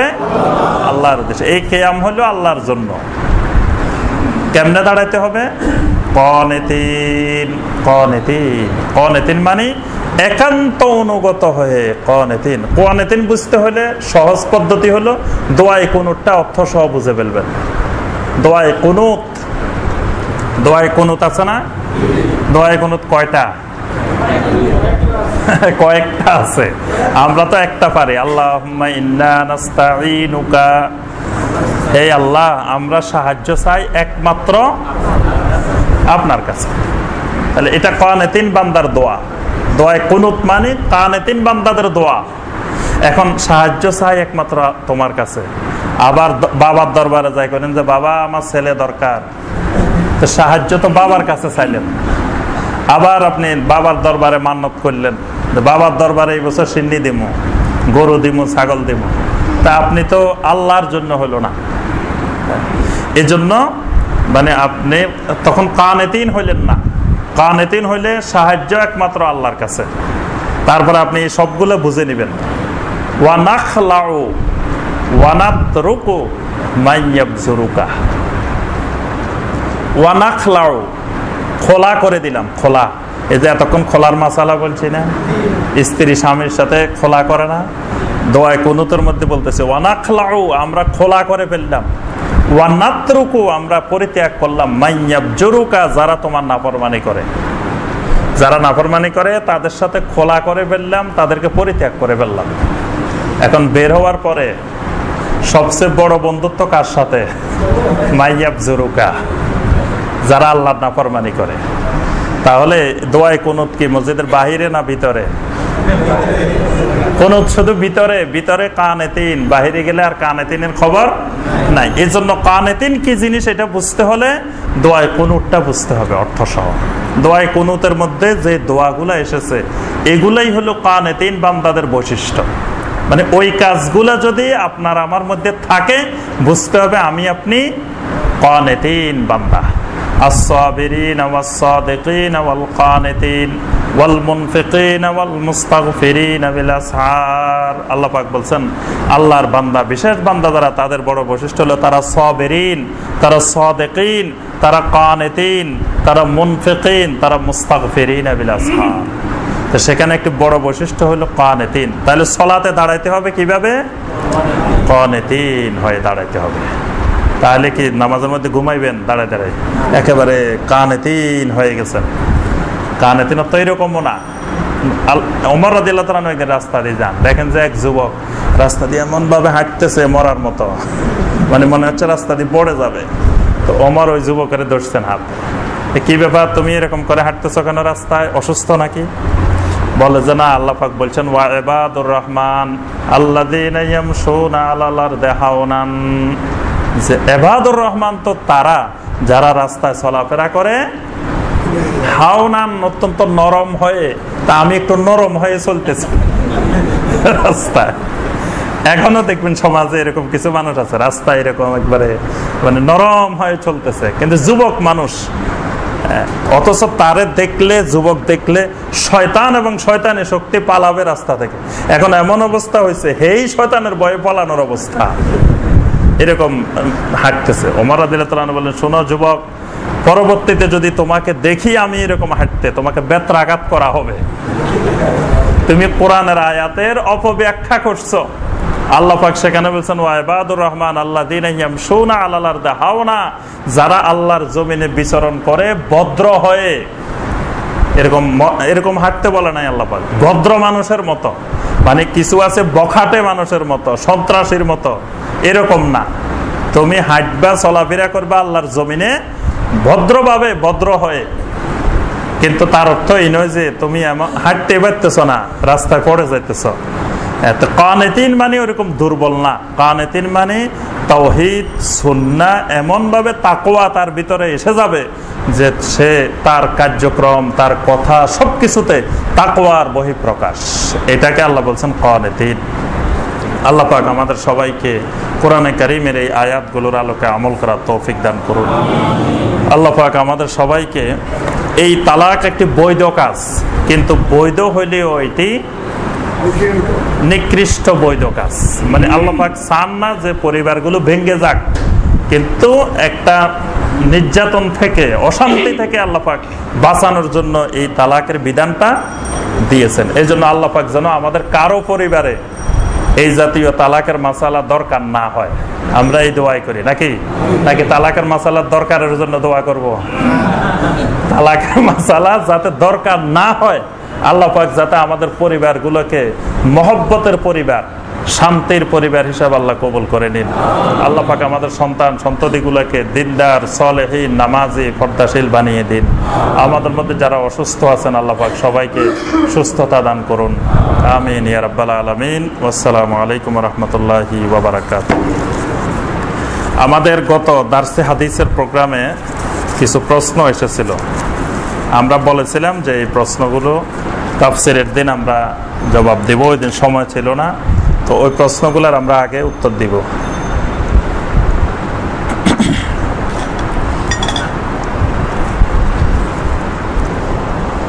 একজন ভাই জানতে চেয়েছেন কানের পেছনে মাসে করার দলিলটা একটু বলবেন। ওযুর যে মাসালায়, যে হাদিসে আপনার কান মাসে করা এই সংক্রান্ত হাদিস এসেছে, সেখানে কানের পিছনে মাসে করার হাদিসও এসেছে। অর্থাৎ কানকে আপনি এমনভাবে মাসে করতে হবে যে এদিক থেকে পিছনের অংশ করতে হবে, ভিতরের অংশ করতে হবে, দুই দিক থেকেই মাসে করতে হবে। তবে এই মাসেটা শুধু লাগবে না, ওযুর মধ্যে বাকি সব ঠিক আছে, কিন্তু এই যে গাঢ় মাসে করার, যে গর্দান মাসে করা, এটার যে হাদিসটা এসেছে সেই হাদিসটা সহিহ না, সেটা দয়ীফ, অত্যন্ত দয়ীফ। এই জন্য আমরা জুমার খুতবায়ও বলছি যে যে কোনো একটি ইবাদত করতে হলে সেই ইবাদতের শক্তিশালী দলিল লাগবে। শক্তিশালী দলিলবিহীন কোনো ইবাদত করা যায় না। যেহেতু এটার শক্তিশালী দলিল নেই, এজন্য ওইটা করা যাবে না। বাকি কিন্তু কান মাসে করার শক্তিশালী দলিল আছে। আচ্ছা, কারো বাবা মা যদি ইসলামিক হালাকায় আসতে নিষেধ করে, তাহলে কি তাদের নিষেধকে উপেক্ষা করে আসা কি বৈধ হবে? না, ইসলামিক হালাকায় আসার জন্য যদি নিষেধ করে, আসবেন না। ইসলামী হালাকা ফরজ না, কিন্তু ফরজ ইবাদতের ক্ষেত্রে যদি নিষেধ করে, তাহলে মা বাবার নির্দেশ লঙ্ঘন করাটাই ফরজ। মা বাবা বললো যে নামাজ পড়বি না, তাহলে এখানে নামাজ বন্ধ করা যাবে না। মা বাবা বললো যে রোজা রাখা যাবে না, এখানে মা বাবার নির্দেশ পালন করা যাবে না। কিন্তু ইসলামিক হালাকায় আসা তো ফরজে আইন না, না আসলেও কোনো গুনাহ নাই। এটা তার এলেম অর্জনের জন্য তার একটা মাধ্যম, একটা সে আসলে উপকৃত হবে, না আসলে কোনো অসুবিধা নেই।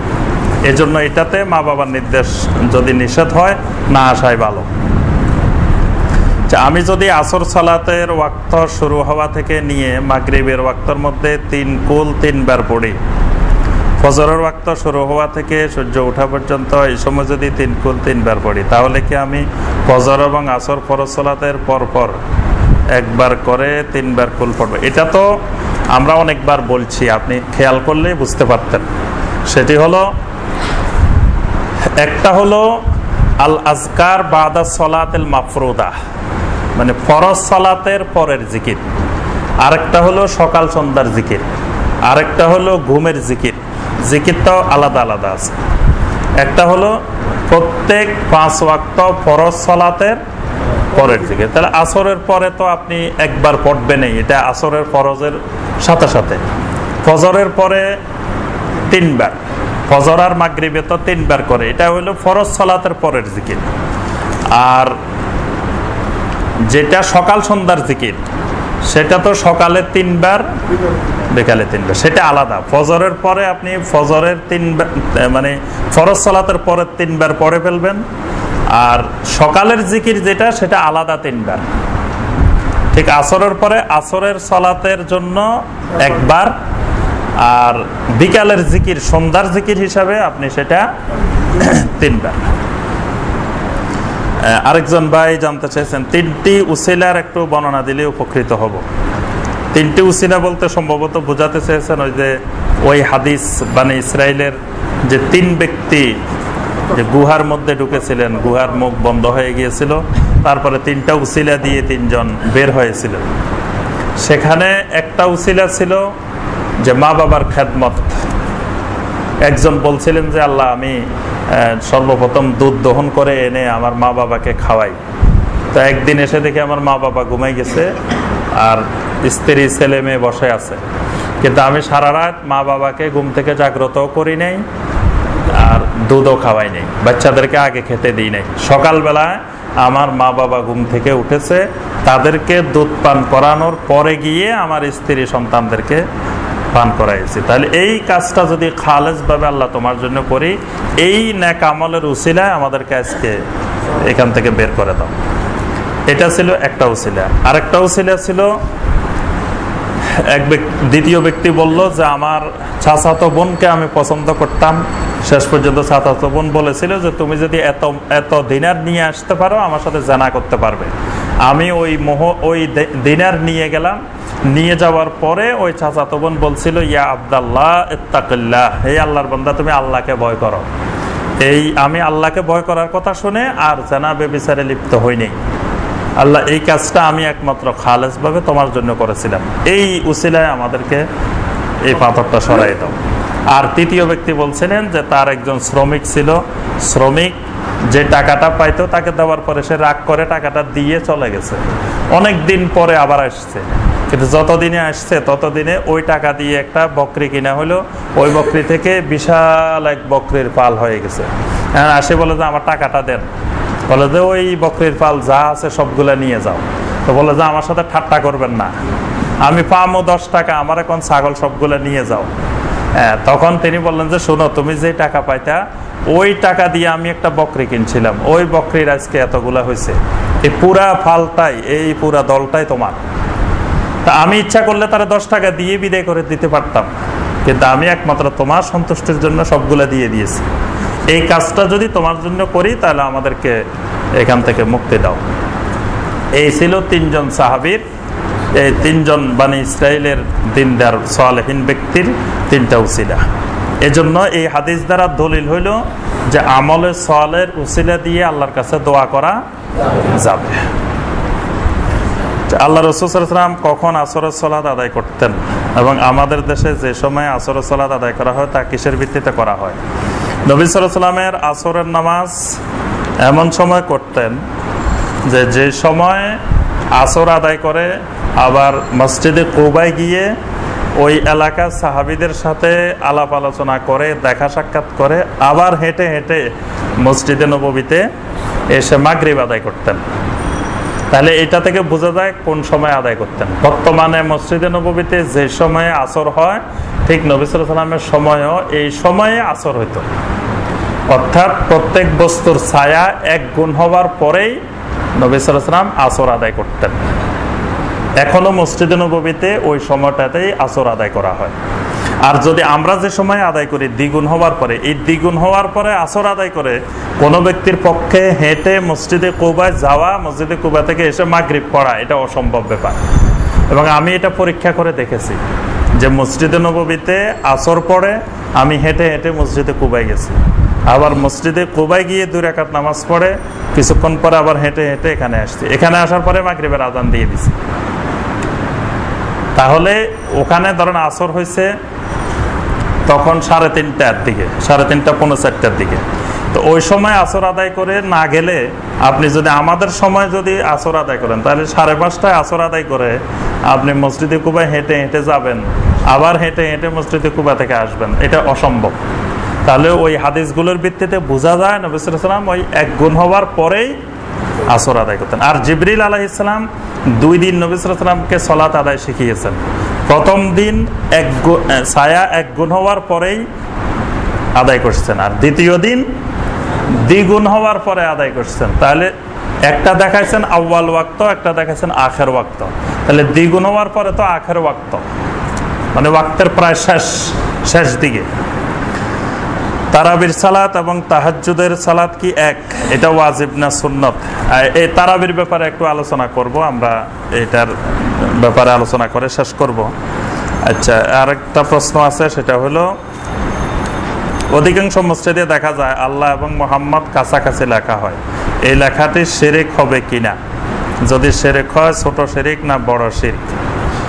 আল্লাহ এবং মুহাম্মদ একসাথে লিখলে শিরক হবে না, কারণ যারা লিখতেছেন তারা এই কথা মনে করে লিখতেছেন না যে আল্লাহ এবং রাসূল সমান, আল্লাহ এবং রাসূল এক, এই কথা মনে করে লিখতেছেন না। যদি এই আকীদা পোষণ করে যে আল্লাহ এবং রাসূলের মধ্যে কোনো পার্থক্য নাই, আল্লাহ যে রাসূল একই, মানে যে নূরে রাসূল পয়দা, হ্যাঁ এরকম একটা গান আছে না, একই নূরে, মানে আল্লাহর যে নূর রাসূলেরও সেই নূর, আল্লাহ রাসূল এক, তাহলে সেটা শিরক হবে। আর এমনি আল্লাহ হলেন খালেক, রাসূল হলেন মাখলুক, আল্লাহ হলেন রব, রাসূল হলেন আব্দ, এই বিশ্বাস আছে। আল্লাহ মালিক, রাসূল গোলাম, আব্দুহু ওয়া রাসূলুহু, এটার উপরে তো ঈমান। এরকম মনে করে যদি কেউ লেখে সেটা শিরক হবে না। তবে সালফে সালেহিনের পদ্ধতি ছিল, তারা কখনো এরকম আল্লাহ সুবহানাহু ওয়া তাআলার নামের সাথে মুহাম্মদ লিখতেন না, একসাথে লিখতেন না। শুধু শাহাদার ক্ষেত্রে, শাহাদাতে আল্লাহ ইলাহা ইল্লাল্লাহ ওয়া আন্না মুহাম্মাদার রাসূলুল্লাহ, শুধু শাহাদার ক্ষেত্রে তারা এইভাবে একত্রিত করতেন দুটা বাক্যকে, যে আল্লাহ ছাড়া কোনো সত্যিকারের মাবুদ নাই, মুহাম্মদ সাল্লাল্লাহু আলাইহি ওয়াসাল্লাম আল্লাহ রাসূল। এটা দুটা, একটা তাওহীদের বাক্য, একটা রিসালাতের বাক্য।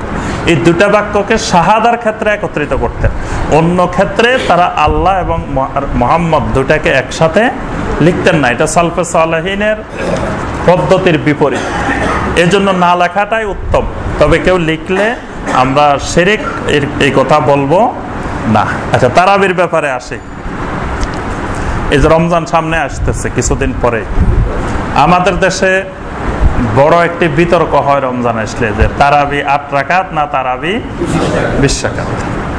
তা আমরা প্রথমে ভূমিকার মধ্যে বলবো যে তারাবি নফল নামাজ। তারাবি কি ফরজ না নফল? যদি বলেন যে তারাবি তো সুন্নত, আবার আমি নফল বললাম কোথা থেকে? সুন্নত আর নফল এক জিনিস, মানে সমস্ত ইবাদত মূলত দুই ভাগে বিভক্ত, একটা ফরজ একটা নফল। ফরজের বাহিরে যা আছে সবগুলাই নফল। তাহলে তারাবিও এরকম একটা নফল। আল্লাহ পাক বলছে ওয়া মিনাল লাইলি ফাতাহাজ্জাত বিহি নাফিলাতাল লাক, যে তাহাজ্জুদ আপনার জন্য নফল করা হলো। তাহাজ্জুদের নামাজ নফল। তো তাহাজ্জুদ নফল না সুন্নত? সুন্নত আর নফল একই জিনিস, মানে সুন্নত বললে যেই, নফল বললেও হেই, একই কথা। তাহলে তারাবি এরকম একটা নফল বা সুন্নত ইবাদত। এটার সুনির্দিষ্ট কোন রাকাত নবী সাল্লাল্লাহু আলাইহি ওয়াসাল্লাম নির্দিষ্ট করেন নাই। তাহলে 8 রাকাত তারাবি এটাও ঠিক না, 20 রাকাত তারাবি এটাও ঠিক না, দুটেই ভুল। মানে কেউ যদি বলে যে তারাবি 8 রাকাতেই, এটাও ভুল কথা। কেউ যদি বলে তারাবি 20 রাকাত, এটাও ভুল কথা। তারাবির কোনো সুনির্দিষ্ট রাকাত নাই, এটা নফল সালাত। যদি নির্দিষ্ট হইতো নবী সাল্লাল্লাহু আলাইহি ওয়াসাল্লাম নির্দেশ করে দিতেন যে তোমরা এত রাকাত তারাবি আদায় করো। তারাবি শব্দটা তো হাদিসেই নাই, এটা পরবর্তী যুগে আবিষ্কার হয়েছে তারাবি শব্দটা। তবে এটা অসুবিধা নাই তারাবি বলাতে। কিন্তু এটা হলো কিয়ামে রমাদান, কিয়ামে রমাদান, কিয়ামুল লাইল, এগুলো সব এক জিনিস। মানে তাহাজ্জুদ, তারাবি, এগুলা সব এক জিনিস। এটা এশার পর থেকে ফজর পর্যন্ত, এই মাঝখানের সময় যত সালাত, সবগুলোর নাম কিয়ামুল লাইল, সবগুলোর নাম কিয়ামে রমাদান, সবগুলাই তাহাজ্জুদ। এটা এক সালাত। তো সুতরাং এই সালাতের কোনো সুনির্দিষ্ট রাকাত নবী সাল্লাল্লাহু আলাইহি ওয়াসাল্লাম নির্দিষ্ট করেন নাই। এই জন্য এটা নিয়ে বিতর্ক করা হলো, বেহুদা জিনিস নিয়ে মানে বিতর্ক করা। কেউ কেউ দলিল দেয় যে মক্কা মদিনায় 20 রাকাত পড়ে, সুতরাং তারাবি 20 রাকাত। মক্কা মদিনায় 20 রাকাত পড়ে, আবার মক্কা মদিনা বা আরব দেশে 8 রাকাতও পড়ে। আরবের অধিকাংশ মসজিদে 95% মসজিদে 8 রাকাত পড়ে। আবার 5% মসজিদ আসে যেখানে 20 রাকাতও পড়ে। অর্থাৎ তারা 8 রাকাতকেও বৈধ মনে করে, 20 রাকাতকেও বৈধ মনে করে। এটা নিয়ে তারা ঝগড়া করে না। 8 রাকাত পড়লেও অসুবিধা নাই, 20 রাকাত পড়লেও অসুবিধা নাই, কিন্তু ঝগড়া করলে অসুবিধা। অসুবিধাটা হলো ঝগড়ার মধ্যে, মানে অসুবিধাটা হলো প্রান্তিক সীমায় অবস্থানের মধ্যে অসুবিধা। কেউ যদি মনে করে 8 রাকাতই এই যে 8 রাকাতের সাথে রস্যই লাগানো, এটাই হলো খারাপ জিনিস। আবার কেউ যদি বলে 20 রাকাতই, এই রস্যই লাগানো, এটাই হলো খারাপ জিনিস। কিন্তু 20 রাকাত পড়লেও শরীর দৃষ্টিতে কোনো অসুবিধা নাই, 8 রাকাত পড়লেও কোনো অসুবিধা নাই। আবার কেউ যদি একবারেই না পড়ে তাও অসুবিধা নাই, তাহলে আবার তো তারাবি পড়া লাগবে না নাকি? বলবেন যে শাইখে ফতোয়া দিয়ে দিছে, আর তো তারাবি পড়ার দরকার নাই। তারাবি পড়তে হবে, আমার আপনার পক্ষে যতটুকু সম্ভব এটা পড়ার চেষ্টা করতেই হবে। তবে মানে রাকাত নিয়ে কোনো বিতর্ক করা যাবে না। এটা আমরা কয়েকটা হাদিস এখানে আলোচনা করব। আলোচনা করলে বুঝতে পারবেন যে আসলে রাকাতটা মুখ্য বিষয় না। মুখ্য বিষয় হলো আপনি কতক্ষণ সময় ওয়া কুমু লিল্লাহি কানিতিন, এই যে আয়াত দিয়ে আমরা তাফসীর শেষ করলাম, আপনি কতক্ষণ আল্লাহর সামনে কানিতিন হয়ে দাঁড়াইছেন, এটা মূল বিষয়। আপনি নামাজ পড়ছেন 2 রাকাত, কিন্তু 2 রাকাতে 1 ঘন্টা সময় আপনি পার করছেন। আবার নামাজ পড়ছেন 20 রাকাত, সময় লাগছে 20 মিনিট। কোনটা উত্তম? 2 রাকাত উত্তম না 20 রাকাত উত্তম? আল্লাহ পাক কি আপনাকে রাকাত গনে গনে নাম্বার দিবেন নাকি সময় গনে নাম্বার দিবেন? সময় গনে নাম্বার দিবেন। কয় ঘন্টা কত মিনিট দাঁড়াইছিলেন আল্লাহর সামনে কানিতিন হয়ে, ওইটাই মুখ্য বিষয়। কত রাকাত এটা মুখ্য বিষয় না। কিন্তু আমরা বাঙালি হইলাম রাকাতের পাগল, কয় মিনিট মূল বিষয় না। দেখবেন যে অনেক জায়গায় এরকম তারাবি হয় 20 রাকাত 20 মিনিট, 20 মিনিটও লাগে না, এশা সহ 20 মিনিট। এরকম তারাবিও আমার জীবনে পড়ছি আমি। মানে এশার সুন্নত, ভিতির, 20 রাকাত তারাবি সব মিলে 20 মিনিট। বুঝতে পারছেন? মানে গড়ে 1 মিনিট করে লাগে না এক রাকাতে।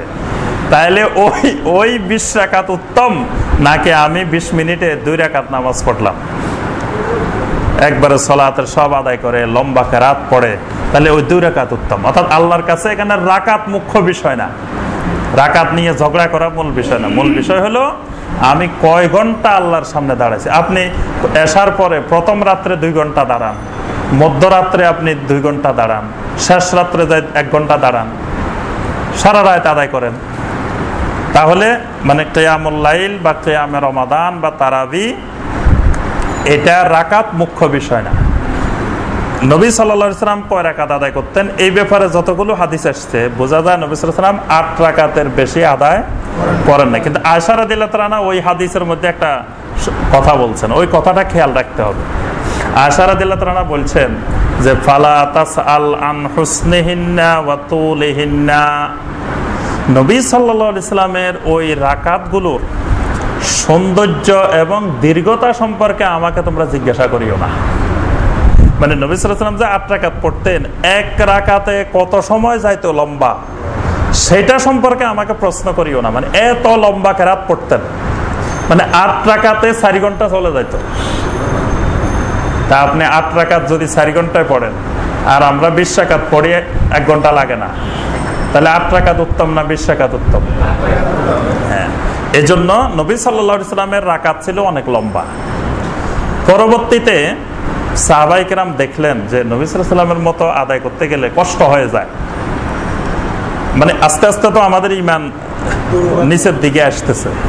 এখন তো আপনার একটু লম্বা হইলে আমাদের সমস্যা হয়ে যায়। ইমাম সাহেব যদি 3 আয়াতের জায়গায় 4 আয়াতও পড়ে, আমাদের অনেক মুসল্লির কিন্তু সমস্যা হয়ে যায় যে এত লম্বা কেরাত পড়ে হুজুরে, অথচ ওই কেরাত যদি আল্লাহ রাসূল দেখতেন এটার কেরাতই মনে করতেন না। কিন্তু ওই কেরাতও এখন আমাদের কাছে লম্বা মনে হয়, যে একটু বেশি হলে মনে হয় যে লম্বা কেরাত। তো নবী সাল্লাল্লাহু আলাইহি সাল্লাম এত লম্বা পড়তেন, সাহাবায়ে কেরাম দেখলেন যে এত লম্বা তো কষ্ট হয়ে যায়, তাই সুতরাং কিছুক্ষণ পর পর যদি রুকু করা হয়, সাজদা করা হয়, তাহলে 2 ঘন্টা আদায় করলেও একটু কষ্টটা কম হবে। তখন সাহাবায়ে কেরাম আস্তে আস্তে রাকাত বাড়াইলেন, কিন্তু সময় ঠিকই রাখলেন। সময় ধরেন 8 রাকাত আদায় করতে 4 ঘন্টা, এই 4 ঘন্টার মধ্যে 20 রাকাত। তো মক্কার যারা তাবেঈন ছিলেন, তাবেঈন ছিলেন, তারা প্রতি 4 রাকাত আদায় করে, 1 তারাবি আদায় করে একবার আল্লাহর ঘর তাওয়াফ করতেন। 4 রাকাত আদায়ের পরে একবার তাওয়াফ, তাহলে এরকম 5 তারাবি তারা আদায় করতেন। মানে তারা রাকাত বাড়াইছেন, যে নবী সাল্লাল্লাহু আলাইহি ওয়াসাল্লামের 8 রাকাতের তারা 20 রাকাত বানাইছেন, কিন্তু সময় ওইটা এই আবার এই 20 রাকাতের মাঝখানে তারা 4 বার, শেষের বার তাওয়াফ করতেন না, প্রথম 4 বার তারা তাওয়াফ করতেন। তো মদিনায় যারা ছিলেন, মদিনা মুনাওয়ারায়, তারা বললো যে মক্কার তাবেঈনেরা এত আগায় যাবে, আমরা পিছায় থাকবো কেন? দেখেন, এটা হলো মুসাবাকাতু ফিল খায়রাত, নেক কাজে প্রতিযোগিতা। তখন তারা বললো যে শোনো, 4 রাকাত তো আদায় করা হবে, মক্কার তাবেঈরা সাহাবীরা যেরকম আদায় করে আমরাও এরকম 4 রাকাত আদায় করব। করার পরে তারা আল্লাহর ঘরে তাওয়াফ করে, আমাদের তো আর তাওয়াফ নাই। তো ওই তাওয়াফের সময়ের মধ্যে আমরা আরো 4 রাকাত আদায় করব। মক্কার তাবেঈনেরা তাবেঈনেরা তাওয়াফ করে, আমরা ওই তাওয়াফের সময়টাতে আরো 4 রাকাত। তাহলে এরা 4 বার তাওয়াফ করে, ওরা 4 বার 4 রাকাত করে পড়লো। কয় রাকাত হলো? আরো 16 রাকাত তারা বেশি পড়তেছে মদিনাতে। মানে মক্কার তাবেঈনেরা পড়তো 20 রাকাত, মদিনার তাবেঈনেরা পড়তো 36 রাকাত। তারাবি শুনি আমরা খালি 8 রাকাত আর 20 রাকাত, 36 রাকাতের কোনো খবরে নাই। ইমাম মালিক রাহিমাহুল্লাহ মসজিদে নববীর ইমাম ছিলেন, তিনি মসজিদে নববীতে 36 রাকাত তারাবি পড়াইতেন। তার ইমামতিতে 36 রাকাত তারাবি হইতো। তার পিছনে অনেক বড় বড় তাবেঈন তাবেঈনেরা মসজিদে নববীতে তারাবি পড়তেন। তাহলে আপনি 36 রাকাত পড়েন, 20 রাকাত লয়ে ঝগড়া করেন কেন? যেহেতু রাকাত বেশি দরকার, তাহলে 36 রাকাত পড়ি আমরা মসজিদে, অসুবিধা কি? এবং 36 রাকাতের ব্যাপারে শক্ত দলিল, 36 রাকাতের মতো দলিল আর কোনোটার নাই। আপনি এই দলিলগুলো আলোচনা করলে দেখতে পাবেন যে 36 রাকাত, যেখানে ইমাম মালিকের মতো ইমাম তিনি 36 রাকাতের ইমামতি করছেন, তাহলে এর থেকে সুস্পষ্ট দলিল আর কি? আমরা একটা দলিল দিই যে ওমরের যুগে 20 রাকাত, এটাই তো বড় দলিল। 20 রাকাতের দলিল হলো যে ওমর রাদিয়াল্লাহু তাআলা যখন মসজিদে নববীতে ইমাম বানাইলেন এই উবাই ইবনে কাব রাদিয়াল্লাহু তাআলা, তখন ওমর বলছেন যে 20 রাকাতের ইমামতি করার জন্য। এটা হলো 20 রাকাতের বড় দলিল। তো সেখানে 2 রকম হাদিস আছে। ওমর রাদিয়াল্লাহু তাআলা 8 রাকাত পড়ার নির্দেশ দিয়েছেন, এই ব্যাপারেও হাদিস আছে। উবাই ইবনে কাবকে 8 রাকাত পড়াইতে বলছেন, এটার হাদিসও আছে, 20 রাকাতের হাদিসও আছে। তাহলে সেটা এত স্পষ্ট প্রমাণ হয় না সেখানে কি 8 রাকাত ছিল না 20 রাকাত ছিল। কিন্তু ইমাম মালিক যে 36 রাকাত পড়াইতেন, এইটার দলিল সবচেয়ে শক্তিশালী। তাহলে আমরা বেশি পড়ি, কম পড়বো কেন? 36 রাকাতের তাই আমল করি। এখন একজন লোক সারাদিন মাটি কাটছে, সারাদিন পাথর ভাঙছে, ইট ভাঙছে, এই লোকের যদি আনি বলেন যে রাত্র 36 রাকাত তারাবি পড়ো, এই লোকের অবস্থা কি হবে? এই জন্যই আল্লাহ পাক এখানে ওয়াসাআত রেখেছেন। এই একতালাপটা হলো ওয়াসাআতুল উম্মাহ, মানে এটা আল্লাহর এক বিরাট রহমত। আল্লাহ পাক এর মধ্যে ওয়াসাআত রেখেছেন, প্রশস্ততা রেখেছেন। সুনির্দিষ্ট করে দিলে 36 রাকাত, আপনি আমি 1 রাকাত কমও পড়তে পারতাম না, বেশিও পড়তে পারতাম না। কিন্তু আল্লাহ পাক এখানে প্রশস্ততা রেখেছেন। আপনি ইচ্ছা করলে 8 রাকাতও পড়তে পারতেছেন। আজকে শরীর খারাপ লাগতেছে, আপনি 8 রাকাত পড়েন। আজকে ভালো লাগতেছে, 20 রাকাত পড়েন। আরেকদিন আরো ভালো লাগতেছে, আপনি সেদিন 36 রাকাত পড়েন। এই প্রশস্ততাটা আল্লাহ পাক রেখেছেন আল্লাহর বান্দাদের সুবিধার্থে। কিন্তু আল্লাহর একজন সুবিধার্থে আমরা এটারে কঠিন বানানোর চেষ্টা করি। এবার আমরা হাদিসগুলো আলোচনা করি, সংক্ষেপে আলোচনা করব। হাদিস, প্রথম হাদিসটি হলো বুখারীতেও আছে, মুসলিমেও আছে। হাদিসটি একেবারে সহিহ হাদিস। আয়েশা রাদিয়াল্লাহু তাআলা আনহা থেকে বর্ণিত, মা কানা রাসূলুল্লাহ সাল্লাল্লাহু আলাইহি ওয়াসাল্লাম ইয়াজিদু ফি রমাদান ওয়ালা ফি গায়রিহি আলা 11 রাকাতান। আয়েশা রাদিয়াল্লাহু তাআলা বলেন, আল্লাহ রাসূল সাল্লাল্লাহু আলাইহি ওয়াসাল্লাম রমাদান মাসে এবং অন্য মাসে কখনো রাত্রিবেলায় 11 রাকাতের বেশি সালাত আদায় করেন নাই। আচ্ছা, আয়েশার চেয়ে আল্লাহ রাসূলের সাথে রাত্রে সবচেয়ে নিকটে আর কে ছিল? আয়েশাই তো সারা রাত রাসূলের পাশে ছিল। রাসূলকে উনি বলতেছেন এবং স্পষ্ট করে দিচ্ছেন, ফি রমাদান ওয়ালা ফি গায়রিহি, যে আমি রমজান মাসেও আল্লাহ রাসূলকে 11 রাকাতের বেশি নামাজ পড়তে কখনো দেখিনি। এই হাদিসকে আবার আমাদের দেশে ব্যাখ্যা দেওয়া হয়, বাংলাদেশি ব্যাখ্যা হলো যে এটা তো তাহাজ্জুদের নামাজ। তারাবি আলাদা, তাহাজ্জুদ আলাদা। আল্লাহ রাসূল এই 11 রাকাত যেটা পড়তেন এটা নাকি তাহাজ্জুদ, আর আবার তারাবি পড়তেন 20 রাকাত। তাহলে আয়েশা রাদিয়াল্লাহু তাআলা আনহা এখানে ফি রমাদান বলার দরকার কি ছিল? তাহাজ্জুদ তো সব সময় সারা বছরে আছে, এখানে বলে দিলেই হয়তো যে আল্লাহ রাসূল তাহাজ্জুদ পড়তেন 12 রাকাত 8 রাকাত আর তারাবি পড়তেন রমজানে 20 রাকাত। কিন্তু আয়েশা বলছেন যে রমজানেও এশার পর থেকে শুরু করে ফজর পর্যন্ত পুরা রাত্রের মধ্যে আমি কখনো নবী সাল্লাল্লাহু আলাইহি ওয়াসাল্লামকে 11 রাকাতের বেশি পড়তে দেখি না। এই জন্য ওমর রাদিয়াল্লাহু তাআলা আনহুর যুগে তারাবি কি এশার পরে হইতো? ওমরের যুগে যে তারাবি হয়েছে মসজিদে নববীতে এটা কি এশার পরে? আমরা যেমন এশার পরে 3-4 মিনিট পরে সুন্নত 2 রাকাত পড়ি তারাবি স্টার্ট করে দিই, ওমর রাদিয়াল্লাহু তাআলা আনহুর যুগে যে তারাবি এটা হয়তো রাত 12টার পরে। এশা পরে সবাই ঘুমাই যেত, ঘুম থেকে উঠে আসি তারাবি পড়তো, তারাবি শেষ রাত্রে। পরবর্তীতে আসি এটা সাহাবায়ে কেরামের মধ্যে আলোচনা চললো যে শেষ রাত্রে তো উঠে কষ্ট করে এটা পড়া, এটা প্রথম রাত্রে পড়া যাবে কিনা। তখন অনেক সাহাবী ফতোয়া দিলেন যে এটা এশার পরে প্রথম রাত্রেও পড়া যাবে। তো তখন এটা কেউ কেউ প্রথম রাত্রে পড়তেন, কেউ কেউ মধ্যরাত্রে পড়তেন, কেউ কেউ শেষ রাত্রে পড়তেন। এই জন্য এটাকে মানে যারা প্রথম রাত্রে পড়তেন তারা 8 রাকাত পড়ে এক গ্রুপ চলে যেতেন, আবার আরেক গ্রুপ জয়েন করতেন, তারা মধ্যরাত্রিতে পড়তেন, আবার আরেক গ্রুপ শেষ রাত্রে আসি পড়তেন। এই এশার পর থেকে ফজর পর্যন্ত 20 রাকাত হইতো, যার যখন সুবিধা আসি 2 তারাবি ধরতেন, 8 রাকাত ধরতেন। আমরা তো এখন একবারেই শেষ 20 রাকাত, মধ্যরাত্রেও নাই, শেষ রাত্রেও নাই। আচ্ছা, এরপরে বুখারীর হাদিস ইবনে আব্বাস থেকে আন্না সালাত নবী সাল্লাল্লাহু আলাইহি ওয়াসাল্লাম সালাসা সারা রাকাত, আল্লাহ রাসূলের রাত্রিকালীন নামাজ 13 রাকাত। আব্দুল্লাহ বিন আব্বাস বলতেছেন 13 রাকাত। তাহলে 13 রাকাত হলে বোঝা যায় এখানে কিয়ামুল লাইল, কিয়াম রমাদান কয় রাকাত? 10 রাকাত। 3 যদি বিতির বাদ দেন তাহলে 10 রাকাত। তাহলে 8 রাকাতের দলিলও আছে, আবার 10 রাকাতের দলিলও আছে তারাবি। আচ্ছা, এরপরে মুয়াত্তা ইমাম মালিক এবং মুসলিমের হাদিস।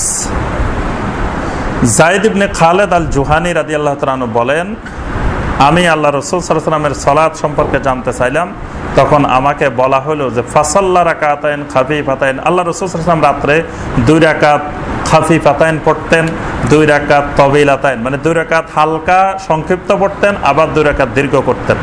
এইভাবে নবী সাল্লাল্লাহু আলাইহি ওয়াসাল্লাম আদায় করতেই থাকতেন। সুম্মা আওতারা, এরপরে নবী সাল্লাল্লাহু আলাইহি ওয়াসাল্লাম সমস্ত সালাতকে ভিতর করে দিতেন।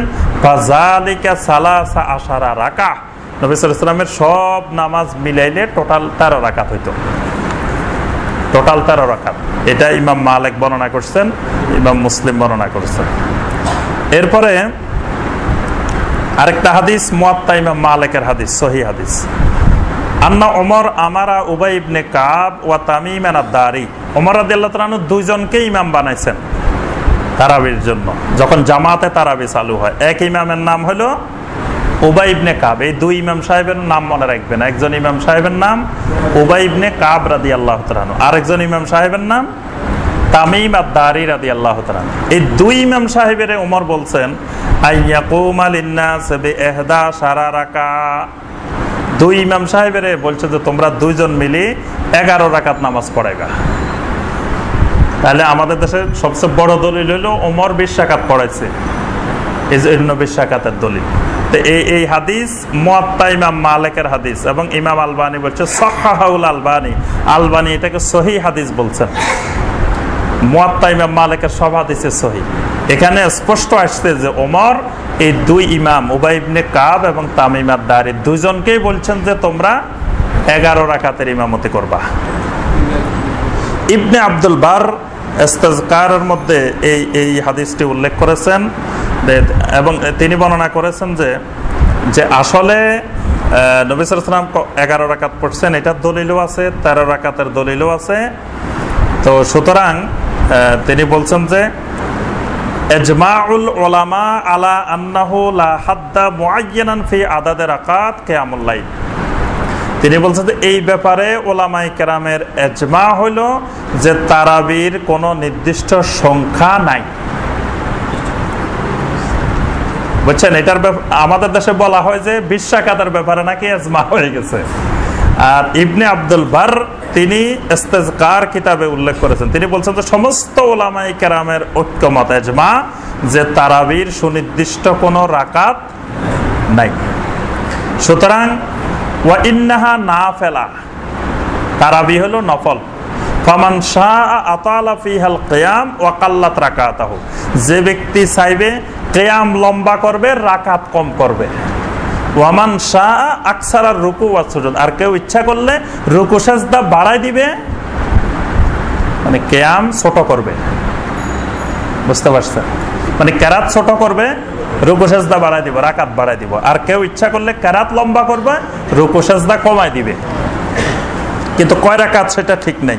ইবনে কুদামা তিনি মুগনি কিতাবে বলছেন যে ওয়াল মুখতার ইনদা আবি আব্দুল্লাহ 20 রাকাত। এরপরে আসেন 20 রাকাতের দলিল। ইমাম নববী বলছেন, ইমাম নববী, আবু হানিফা রাহমাহুল্লাহ, শাফি রাহমাহুল্লাহ, তারা সবাই বলছেন যে তারাবি হবে 20 রাকাত। ইমাম মালিক বলছেন যে সিত্তাতুন ওয়া সালাসুন, তারাবি 36 রাকাত। আচ্ছা, 20 রাকাতের ব্যাপারে দলিল আসছে যে নবী সাল্লাল্লাহু আলাইহি ওয়াসাল্লাম ভিতর ছাড়া 5টি তারাবি আদায় করতেন। এক তারাবি 4 রাকাত, এরকম 5 তারাবি মিলে 20 রাকাত। এটা ইমাম আবু হানিফা রাহমাতুল্লাহ আলাইহি, ইমাম আহমদ, আরো অনেকেই জমহুর ওলামারা এটা উল্লেখ করেছেন। আর ইমাম মালিকের কথা হলো তারাবি হলো 36 রাকাত। তার দলিল হলো আমালু আহলাল মদিনা, মদিনাবাসীদের আমল। ইমাম মালিক বলতেছেন যে আমি ইমামতি শুরু করার আগ থেকেই মদিনাবাসীদেরকে আমি দেখে আসতেছি যে তারা 36 রাকাত তারাবি পড়ে। ইমাম মালিক মদিনাবাসীদেরকে দেখেছেন 36 রাকাত তারাবি পড়ে। তাদেরকে জিজ্ঞাসা করলেন আপনারা 36 রাকাত তারাবি পড়েন কেন? তখন তারা বলছে যে প্রথমে আমাদের এখানে 8 রাকাত তারাবি হইতো। মদিনাবাসীদের ভাষ্য এটা। মদিনাবাসী বলতেছে আমাদের এখানে প্রথমে 8 রাকাত তারাবি হতো। ওই 8 রাকাত তারাবিতে কানু ইয়াতাওয়াক্কাউনা আলা ইসিজিহিম ফি আহাদে ওসমান মিন শিদ্দাতিল কিয়াম, তারা বলতেছে ওসমানের আমলে যখন 8 রাকাত তারাবি হতো তখন আমরা সবাই বড় বড় লাঠি লয়ে যেতাম তারাবি আদায় করতে গেলে, লাঠির উপরে ভর করে দাঁড়াইতাম, মানে পড়ে যাওয়ার আশঙ্কা হইতো, মানে এত লম্বা কেরাত হইতো ওসমানের যুগে। তখন আমরা লাঠি নিয়ে লাঠির উপরে ভর করতাম। তো এই জন্য এই অবস্থা ছিল। এবং তিনি বলতেছেন যে ওমর ইবনে খাত্তাবের যুগে এই অবস্থা ছিল। পরবর্তীতে আমাদের ওলামায়ে কেরাম, মদিনাবাসী ওলামায়ে কেরাম সিদ্ধান্ত নিলেন যে এটা এত লম্বা আমরা সম্ভব হবে না, এত কষ্ট করে লাঠি লই দাঁড়ায় থাকা, লাঠির উপরে ভর দেওয়া, এটারে আস্তে আস্তে হালকা করো। কারণ নবী সাল্লাল্লাহু আলাইহি ওয়াসাল্লাম তো রাকাত নির্দিষ্ট করে দেন নাই। তখন হালকা করার জন্য আস্তে আস্তে রাকাত বাড়ানো হলো, তখন 20 রাকাত করা হলো। তো 20 রাকাতেও আমাদের কষ্ট হইতো, মানে 20 রাকাতও এত লম্বা হইতো, সেটাতেও কষ্ট হয়। পরবর্তীতে আমরা দেখলাম যে মক্কাবাসীরা আমাদের থেকে আগাই গেছে। কারণ মক্কাবাসীরা ওই যে 4 রাকাতের পর একবার তাওয়াফ করে। তা আমরা বললাম আমরা পিছাই থাকবো কেন, ওই তাওয়াফের পরিবর্তে আমরা নামাজ পড়ি। যেহেতু মসজিদে নববীর 1 রাকাত নামাজ 1000 রাকাত, মসজিদে নববীর 1000, তো তারা তাওয়াফের মাধ্যমে সওয়াব পাচ্ছে। আমরা 4 রাকাত আদায় করলে 4000 পাচ্ছি। তো আমরা ওই সময়টা কাজে লাগাই। তা আমরা ওই 4 তাওয়াফের পরিবর্তে 4 তারাবি বাড়াই দিছি। তাহলে আমরা আরো 16 রাকাত বাড়াইছি, 20-এর সাথে 16 হয়েছে 36। তো ইমাম মালিক বলতেছেন যে এইভাবেই মদিনাবাসী পুরা প্রাচীন কাল থেকে, আমার আগ থেকেই, ইমাম মালিক হলো তাবে, তিনি বলতেছেন আমার আগ থেকেই এখানে এইভাবে 36 রাকাত পড়ে আসতেছে। এরপরে আরো অনেকগুলা দলিল প্রমাণ আছে। অর্থাৎ সবগুলা মিলে মূল কথা হলো ইমাম ইবনে তাইমিয়া, শাইখুল ইসলাম ইমাম ইবনে তাইমিয়া, তিনি তার মাজমুউল ফাতওয়া, এখানে একেবারে সব হাদিসগুলা, মানে 8 রাকাতের হাদিস, 10 রাকাতের হাদিস, তারপরে 12 রাকাতও কেউ কেউ বলছেন যে নবী সাল্লাল্লাহু আলাইহি ওয়াসাল্লামের সালাত যে 13 রাকাত, 1 রাকাত বিতির, 12 রাকাত তারাবি, তাহলে 8 রাকাত, 10 রাকাত, 12 রাকাত, 20 রাকাত, 22 রাকাত, 22 রাকাতও আছে, মানে 23 রাকাত হলে কেউ কেউ বলছে 1 রাকাত বিতির, 22 রাকাত তারাবি, তারপরে 36 রাকাত, 38 রাকাত, 40 রাকাত। এই 8 প্রকারের সংখ্যা আমরা হাদিসে পাই। মানে 8 সর্বনিম্ন 8, সর্বোচ্চ 40। এই সবগুলোর হাদিস ইমাম ইবনে তাইমিয়া রাহিমাহুল্লাহ একত্রিত করছেন। একত্রিত করে বলছেন যে আল্লাহ পাক এখানে প্রশস্ততা রেখেছেন, যে যতটুকু পারে ততটুকু আদায় করবে। কেউ যদি কেরাত লম্বা করে রাকাত কম করবে, কেরাত ছোট করলে রাকাত বাড়ায় দিবে। আল্লাহ পাক আমাদের সবাইকে নবী সাল্লাল্লাহু আলাইহি ওয়াসাল্লামের সুন্নাহর উপরে আমল করার তৌফিক দান করুন। আমিন ইয়া রাব্বাল আলামিন। আসসালামু আলাইকুম ওয়া রাহমাতুল্লাহ। সুবহানাকাল্লাহুম্মা ওয়া বিহামদিকা আশহাদু আল্লা ইলাহা ইল্লা